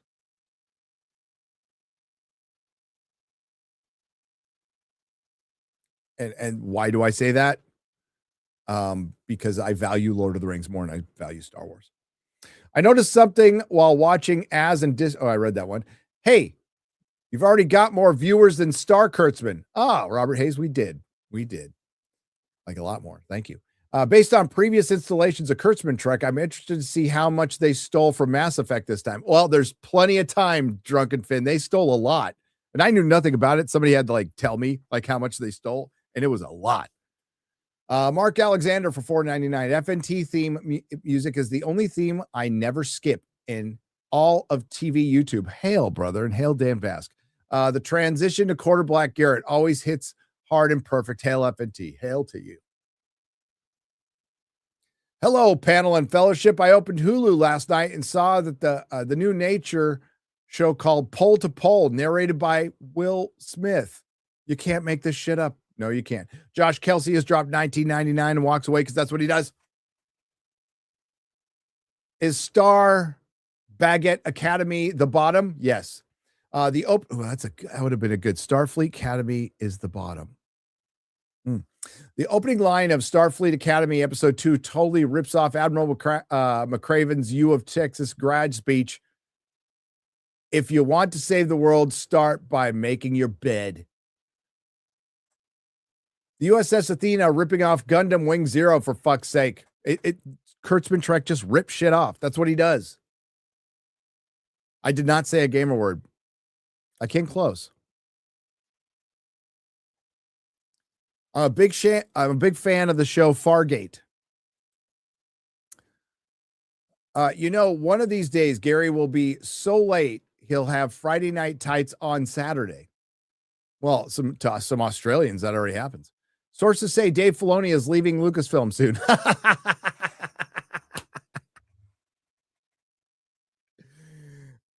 Oh, no, the Civil War between... what's the other chick's name? Lin-Wen Brennan and Dave Filoni, Civil War.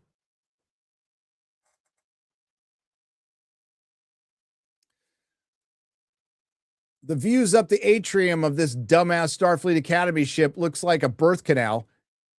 And why the fuck is it branded on top? Who knows? Currently dealing with 3 concurrent toothaches. Ow! I can barely see or move from the pain, but it's still better than watching Starfleet Academy. Bless you, Axel Foley. Hope you feel better. I got it now. We'll release it at the season finale, says Sunny Hard R. Sunny Hard R for $5 says, Gary, you fraud grifter. You didn't drop a card review as you should have, but I saw your cringe streams for hints and it pointed to drop Thursday. It's Picard review conformity gate. Give me one moment. Be right back.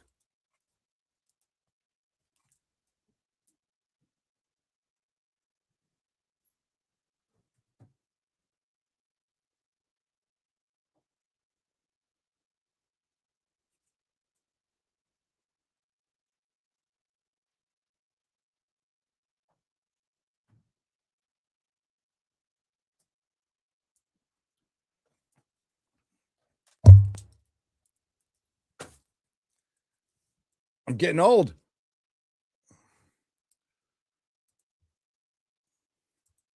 Got to drain the main vein, you know? Know what I'm saying?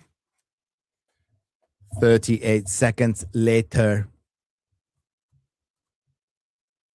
Takes me a little longer than 38 seconds. Okay. Where was I? Currently dealing with, I read that one. I got it now. I read that one. Oh my God. Starfleet Academy was brain damage to watch. Gary, you could have given us a better homework to do. Oh, the year is young. Chugster 465. Thank you for the 5 British pounds, proper money. The year is young. Hail to the fellowship at FNT. You all rock. You rock. PGMD. Hawk on a Wire for $10 says, for Rumble says, the irony of the Kathleen Kennedy girl boss era at Star Wars is that Disney had a girl boss in the Legends material that fans actually love. Mara Jade.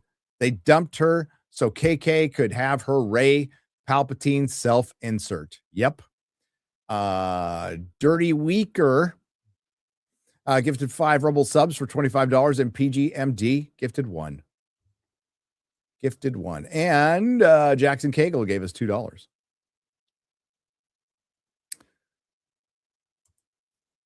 Jackson Cagle, and we're all caught up. Boom, boom, boom. We're all caught up.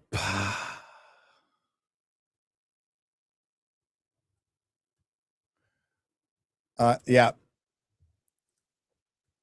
I will do a Picard review.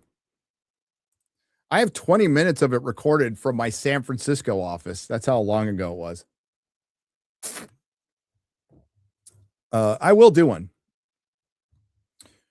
We had a really great response to the Force Awakens 10-year anniversary review, so we're going to do a lot more of those. Ghostbusters 2016. I've actually never seen it. So I will be reviewing that on the 10-year anniversary, which will be June of this year. I will be, we won't wait for 10 years. We'll do The Last Jedi, which I never did a proper video review of.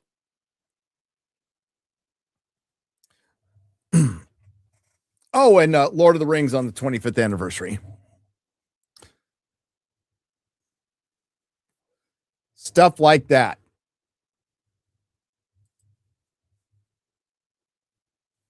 But we will, no, Picard season 3 will be part of the review. Absolutely be part of the review. 100% be part of the review. 100%.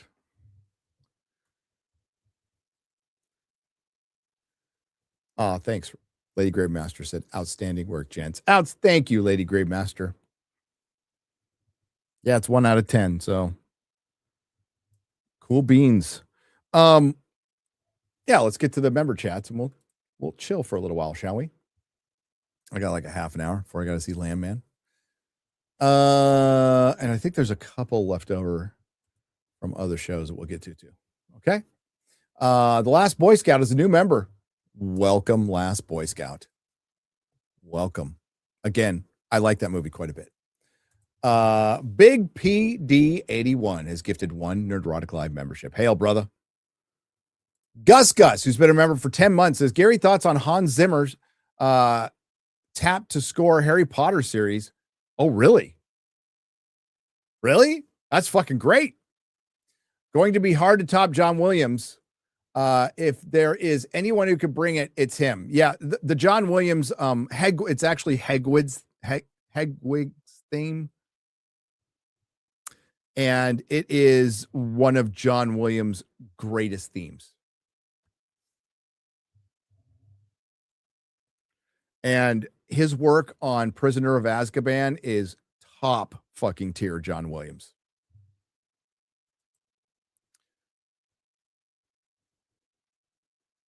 I hate Kevin Feige has become a member. Hail.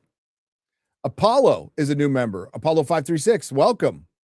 Decky 1969 has gifted 1 Nerdrotic Live membership. Thank you. Nick the Quick has gifted 5 Nerdrotic Live memberships. Thank you for $25. I don't know how to say this name. Osdisau is a new member. Sorry if I screwed that up. Thank you. Scott 79 Gaines is a new member. The One Maestro 95 is gifted 1 Nerdrotic Live membership. Hail. Thank you. I remember a line in Angel about Vegas being friendlier to the mob when the mob ran it. I have a similar thought about Hollywood and Weinstein. Bring him back. Is that an Angel? That people have said that a lot, and it's true. It is true. Things were clearer. I don't think as many people die. People still die. Okay. They still die.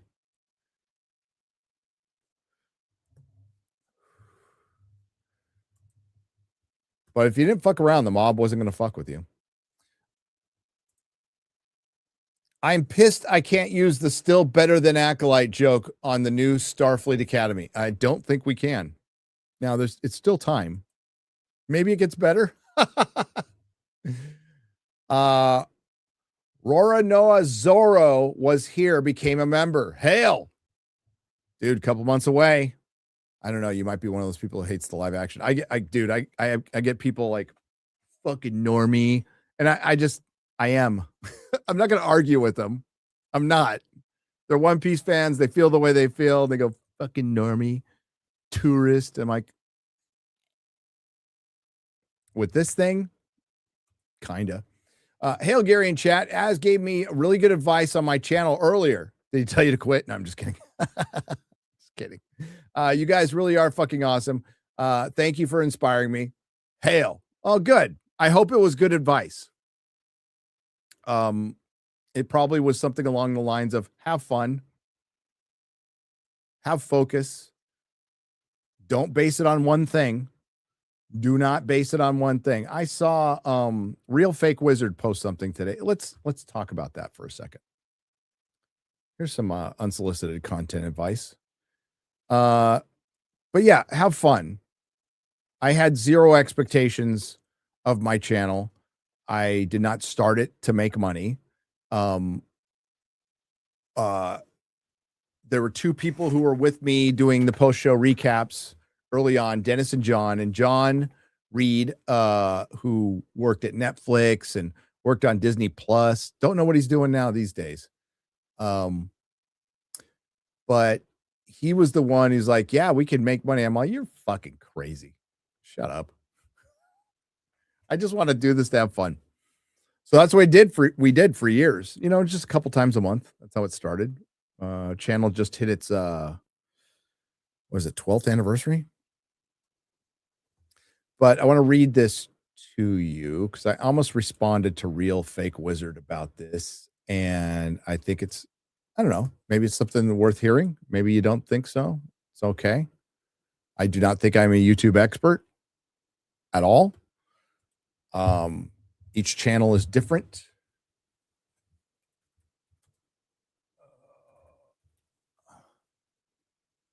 There he is. And I highly, okay, by the way, subscribe to this channel. It's fucking great. We're going to get him on FNT soon. Okay. So he offers some good advice here, but like, good luck with your channel. Like, truly have fun. It's a hobby. Think of it as a garage band, but you don't have to deal with a bunch of other assholes. Thank you for becoming a member. All right. So Real Fake Wizard posted this.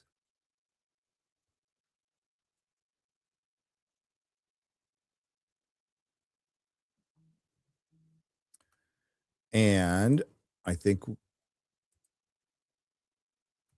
where'd it go? Okay. So he put out 100 failures that killed Star Wars. Again, I highly recommend you subscribe to Real Fake Wizard. He's great insights, entertaining, like the kind of guy who's got a future here.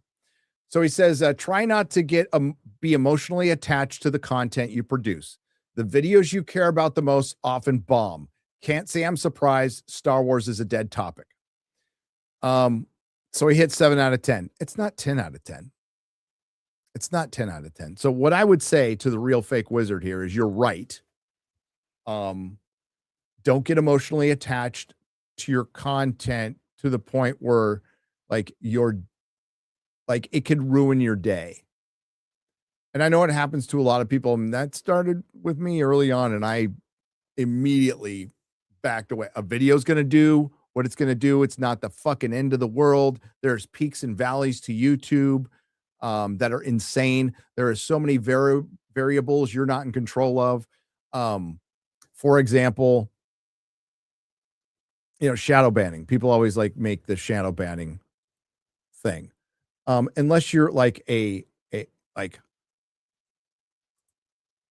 I don't know, hyper political, like Doug TenNapel got a bunch of channels nuked because of his political stuff when it was like politically tough on YouTube. And he went out and rebuilt a channel again and again because he's fucking good. It's not even fair how fucking good that guy is. If I was the kind of guy who get jealous, which I don't, I'd be pissed because he could paint, he could draw, he could write, and he's good at fucking YouTube. It's like, what isn't this motherfucker good at? But no, I like Doug TenNapel. He's a good dude.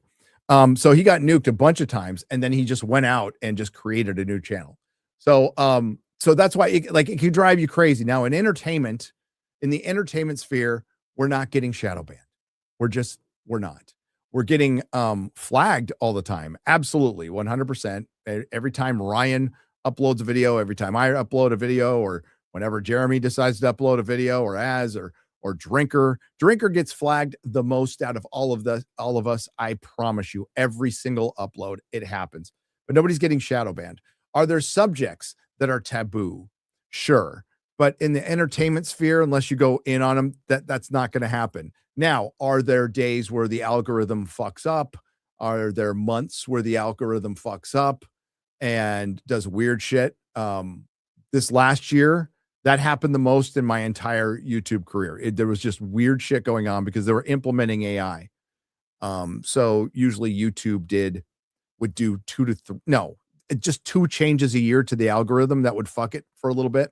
The only time I could say that YouTube actually stomped down everything was the month before the election in 2020, where everybody's channel slowed down. They just put the kibosh on everything. But yeah, this year was kind of up and down algorithmically, and it did affect like huge channels and small channels, and people are getting nuked by the AI. Most of them I'm going to say are unjustified. Some of them probably justified. I don't know for sure. But that's why I think the best attitude towards having a channel is it's just for fun, because this shit could go away at any day for an arbitrary reason or whatever. But if you're covering entertainment, there's just going to be peaks and valleys. When entertainment is slow, I am slow. And I prepare for it, and I'm fine.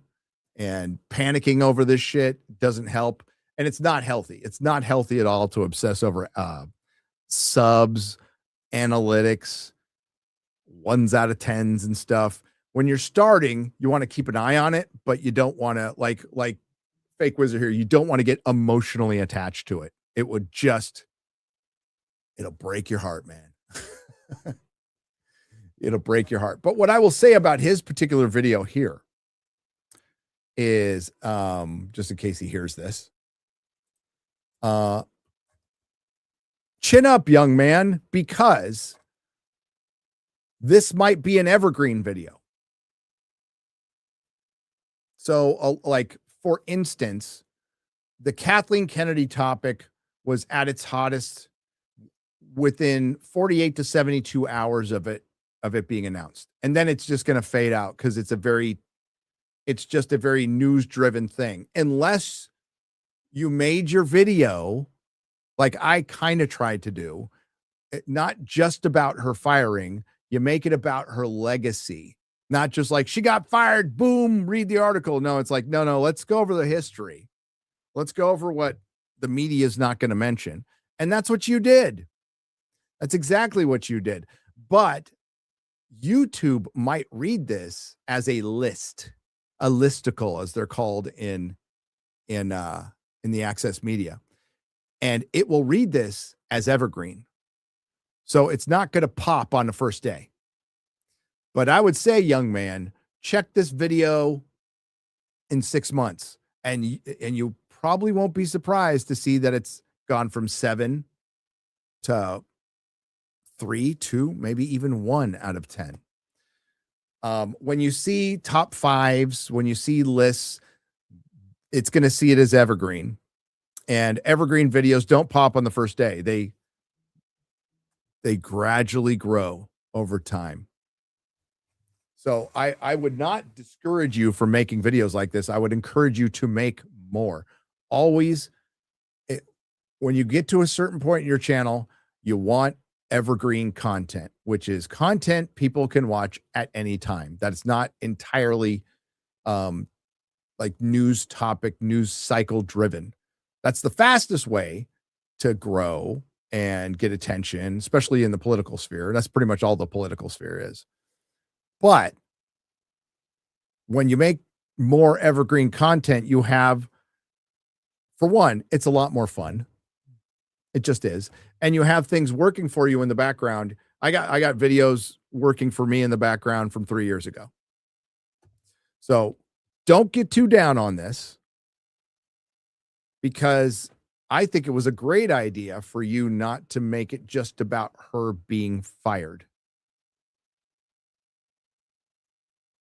It might have popped more if you put Kathleen Kennedy in the title, but I think in the long run, you're much better off doing it this way.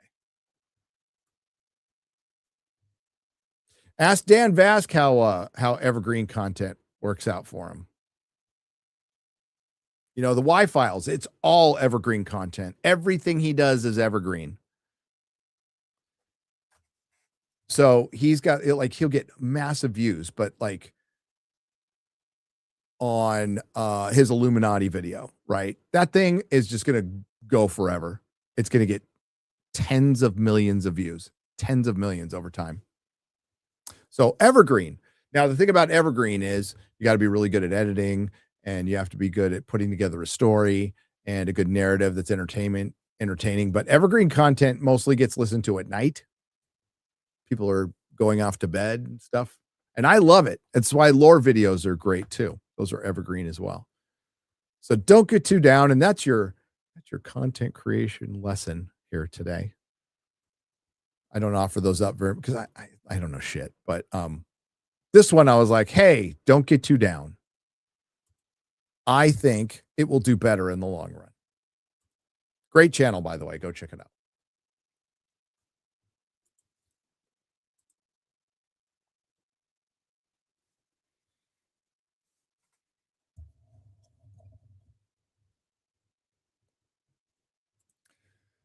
Great channel. Hail Gary. Got your book yesterday and we'll start tonight. Thanks for all the recommendations. Cheers. Thank you, Nick the Quick.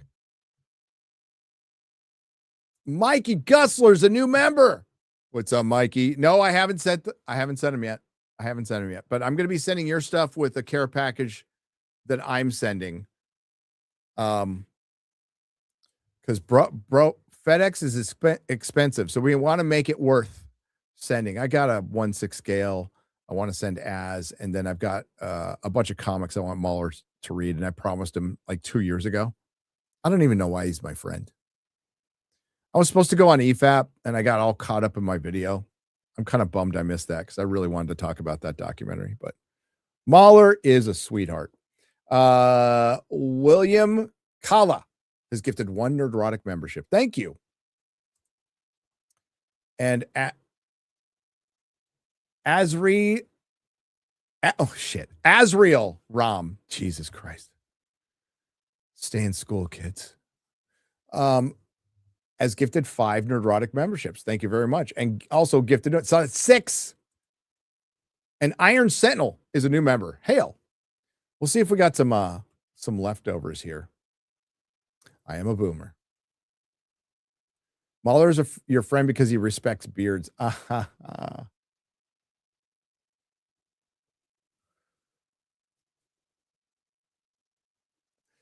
haven't had time to I kind of stopped at the 4th episode, so I plan to burn through a bunch mañana.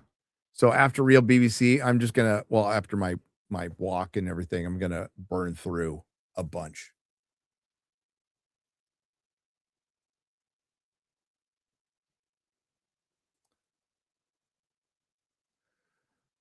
A bunch.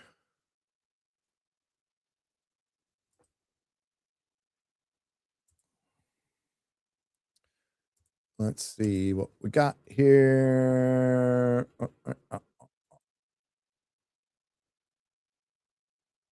Oh, there's like 20. Okay, shit. Let's get these, shall we?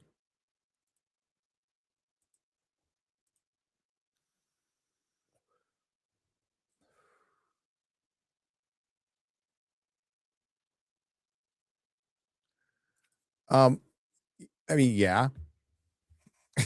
Yep. Not gonna lie. Here we go.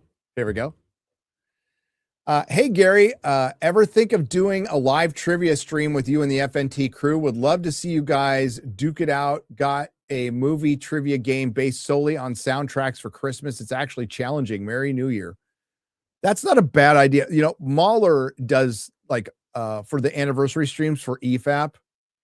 He does a bunch of fun shit that I think it would be really cool if EFAP and FNT teamed up for maybe an anniversary or something and played those little drawing games and did trivia. Hell yes. I am so down.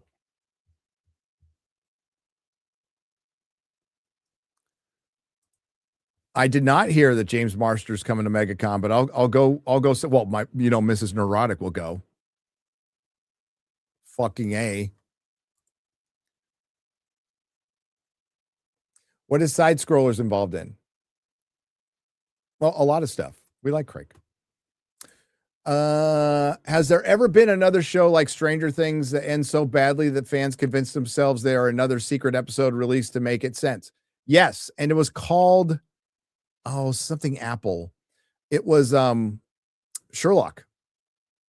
It was almost the exact same thing, Doug, for $5. It was almost the exact same thing. You think us Canadians love you, brother. We love. I love the Canadians too, and I wish you were more free. I truly feel bad for you.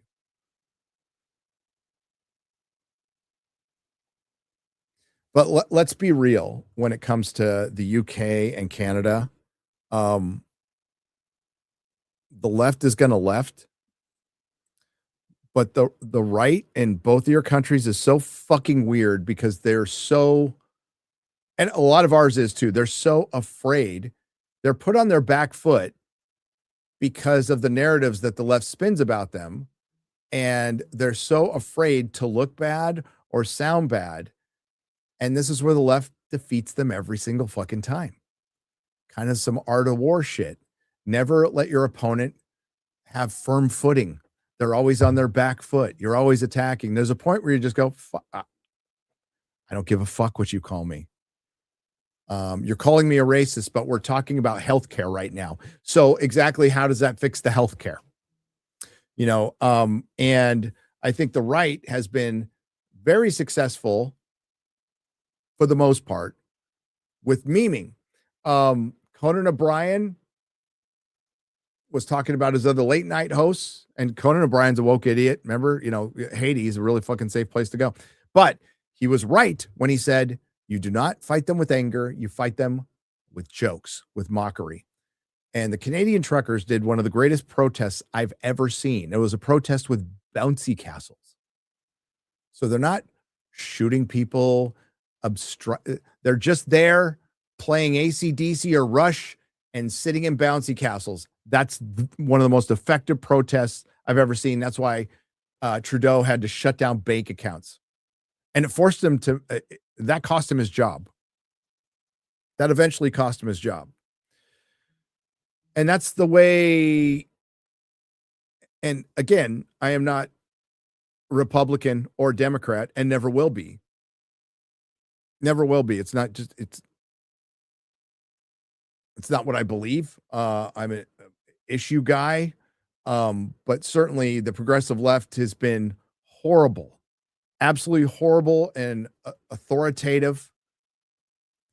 And we have lost balance because they have taken over so many institutions that we have no balance in this nation. I like balance. I do.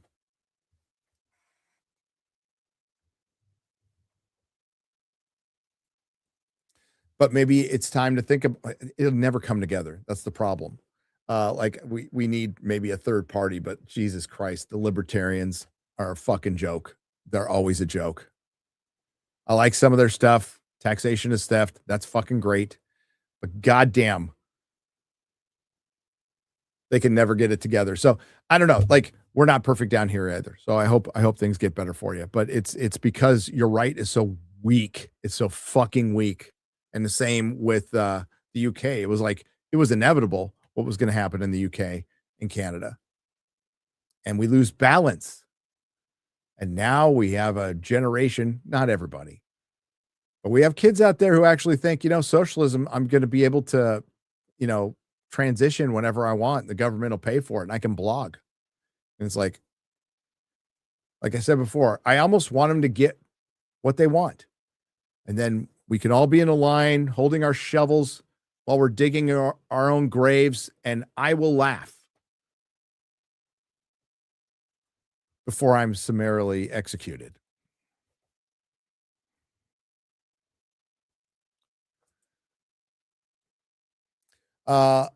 Let's just call it Hollyweird. It's more fitting. It is. But we have been calling it. Or Pedowood.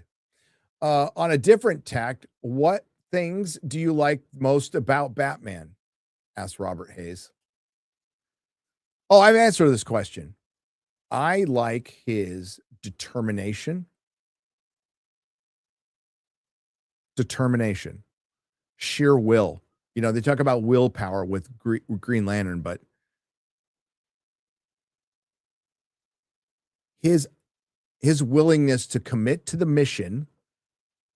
And now anybody like, how would this superhero stand up against Batman? How much time does he have to prepare?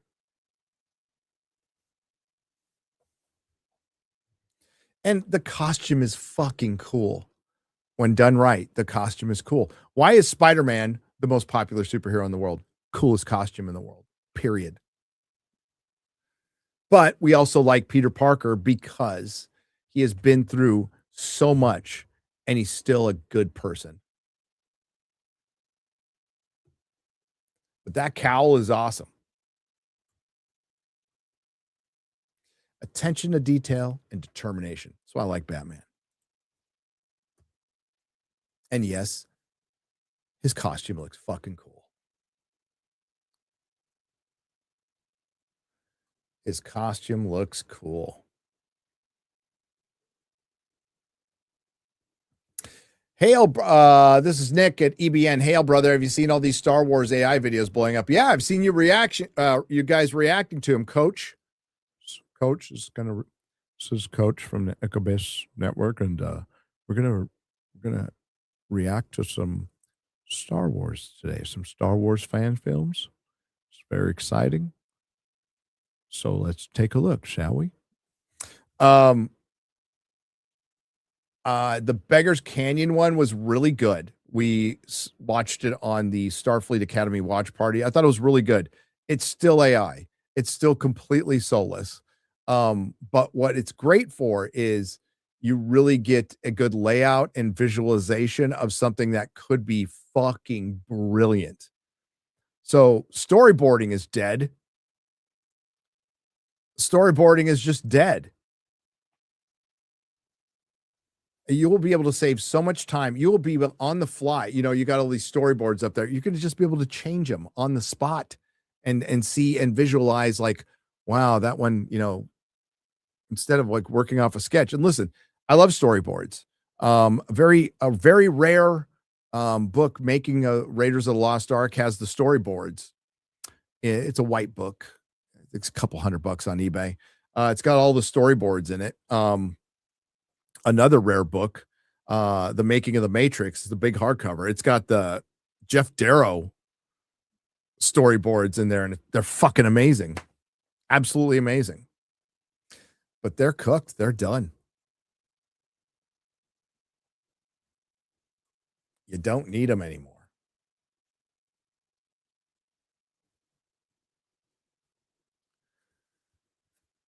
Batman the Animated Series or Justice League Unlimited?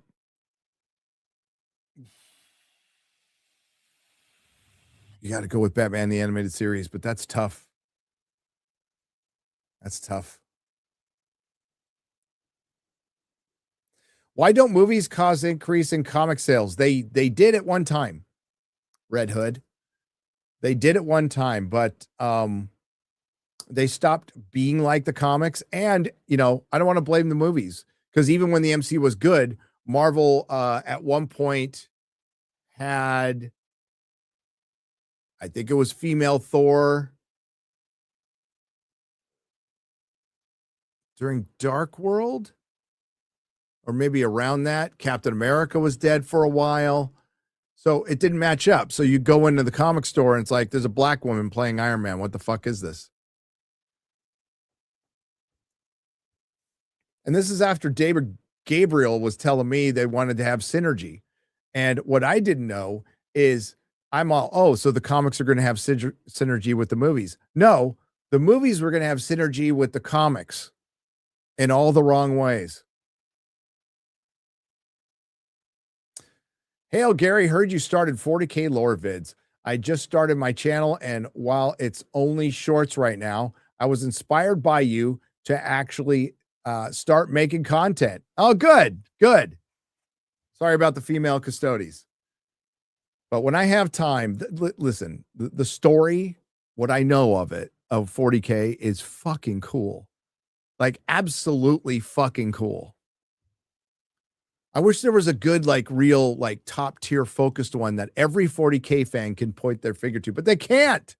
Now, I know there's a lot of good stuff, but there's no consensus. Unless I'm wrong. Correct me if I'm wrong. What is the one story that the Horus Heresy? Is that it? Is that the one where every 40K fan will go, that's it?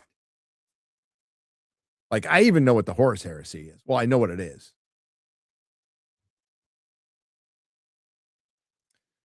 The Emperor protects. Will they ever be able to, like, truly, like, bring him back?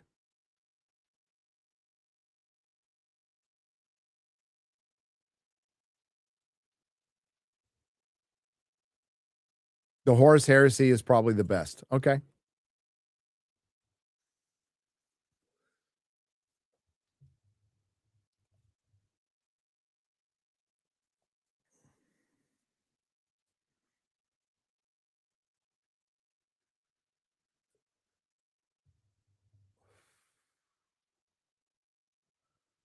Okay. Henry Cavill versus Nerdrotic Toy Man. I have longer arms than Henry Cavill. Now, his arms are bigger than mine, but mine are longer.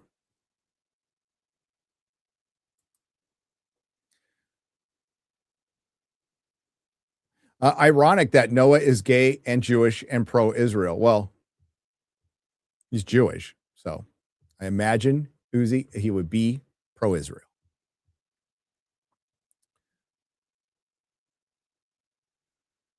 Taco time, says Jackson Cagle. Not for me. I'm fasting.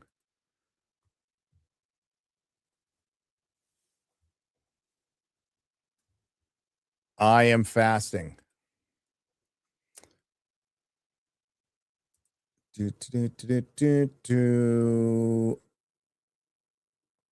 Ironically, the religious right was right to wear. Oh, that's right. They were. You know, like I talk about the Red Scare and the Satanic Panic because of the idea of what they are. It's hysteria, right? The thing is, the uncomfortable truth is there were a lot of commies in Hollywood, and there's a lot of satanic motherfuckers out there. So, but remember, Hollywood particularly, and the media was like, there was no Satanism. There was nothing to it. There was no communists in Hollywood. Or they were communists, but they have the right to have the, and they do. They have the right to free speech and to like whatever political party. But when they were working with the Russians to undermine this country, that's when it becomes a little bit of a problem. And apparently the left has a big problem with people with working with Russia, supposedly. So much so they'll make it up when it didn't happen.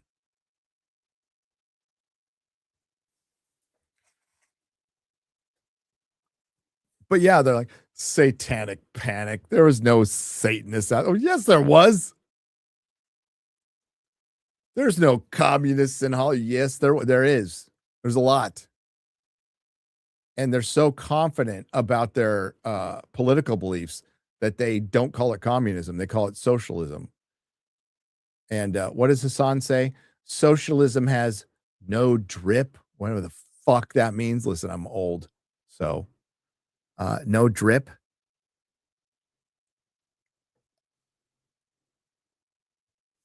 What's no drip mean? Let me see.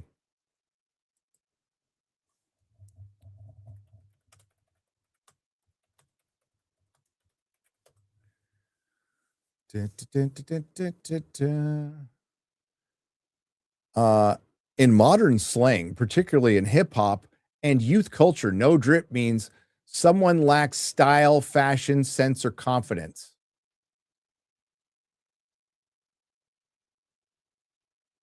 I don't know how that applies to socialism.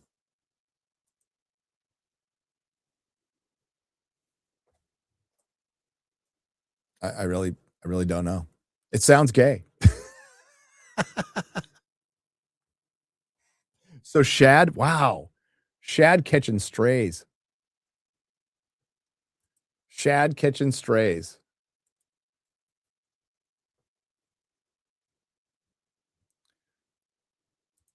No drip means he and his generation have no original thought or creativity to apply slang.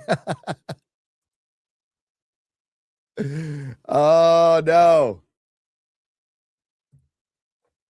Poor Shad. I know. We got a couple more here.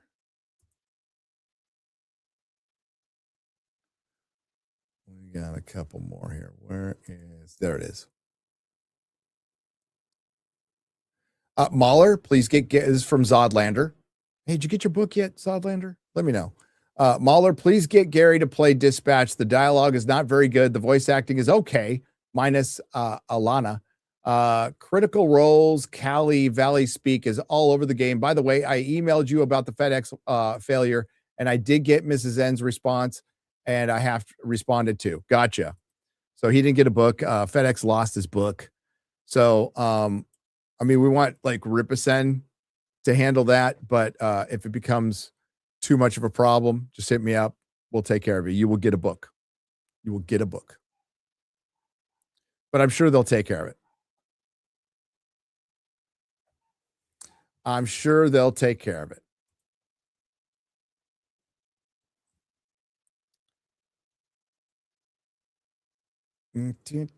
Nine-one operator and 112 operator were much better in the them genre than Dispatch was. No story though. You can even put it in a zip code. Oh. I mean, would I even notice? I mean, Ryan's brought this up. Would I even notice if a game was bad? Gary, what do you think of EVS and your boy Zach? I don't. What happens after Doomsday and Secret Wars reboot of the MCU? This is from TJ Jordan for $9.99. Even if the correct cause, even if they correct course, will they continue that course or go right back to their old habits? I don't believe they truly can change. It's going to be difficult. I think your first sign will be the casting of the X-Men. And if Professor X is black, then you know what direction they're going to go. I think it'll be that easy. It'll be that easy.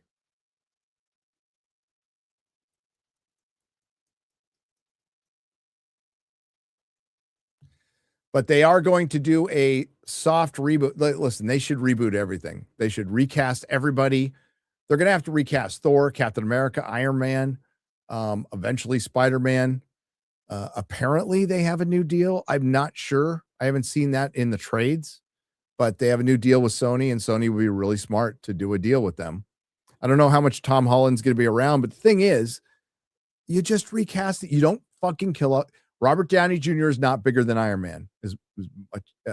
Heath Ledger wasn't bigger than the Joker. You recast. Sony's original plan for Spider-Man was to treat it like Bond. They would recast the character every 3 years or so, and they kind of kept to that with Amazing Spider-Man. The thing is, you don't go back to the origin. That's where they made their biggest mistake, is you just continue the story. And there's a way to do that without really calling back much on continuity.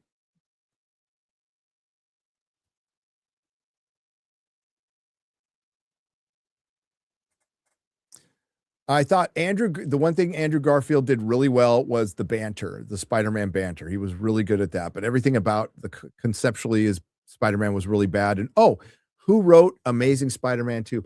Alex fucking Kurtzman. Alex Kurtzman has fucked up so much shit. He fucked up JJ Trek because he co-wrote Into Darkness and Beyond. He fucked up Amazing Spider-Man. Of course, he fucked up his own Star Trek. Fucked up the Dark Universe. And I can't believe that guy used to work with Sam Raimi. That's where he got his start, was like on Hercules and Xena and shit. But I'm pretty sure he was just getting coffee. Oh, and Roberto Orci was actually writing, was the bigger Star Trek fan than he was. He passed away recently. All right, we're going to wrap it up there, everybody. We're going to wrap it up there. It's tons of fun.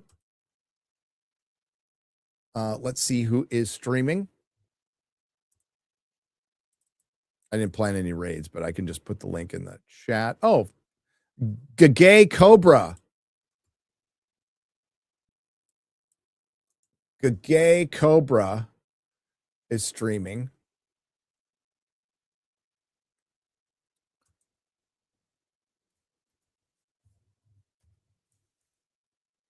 There's the link. There's the link. All right. Thanks to the Nerdrotics. Thanks to everyone who left super chat and donation. You help keep the lights on. I appreciate you guys being patient. Let me do these square ups on Monday. I really do. Thanks for supporting the video. Thank you for supporting the channel. Thanks for buying the book. It's been fucking great. Hope you have a better 2026 than 2025, because we all had kind of a shitty 2025. We did, but at least it's starting out fun. There's a lot to roast. So we will see you guys Thursday night. I'm going to be doing a stream with Ryan on Harry Potter. So that'll be fun. But if you're a member of the main channel, we will also be watching Starfleet Academy, and tomorrow, Real BBC. Eric, whose channel is it on? Is it on mine or Az's? I can't remember.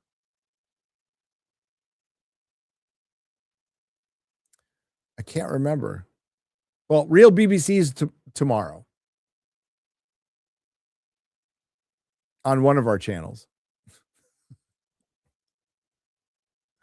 Oh, so it's our channel. It's my channel. Okay, so it'll be on my channel tomorrow. So Real BBC tomorrow. It'll be tons of fun. And I will see you guys tomorrow. Tell Jeremy he is gay.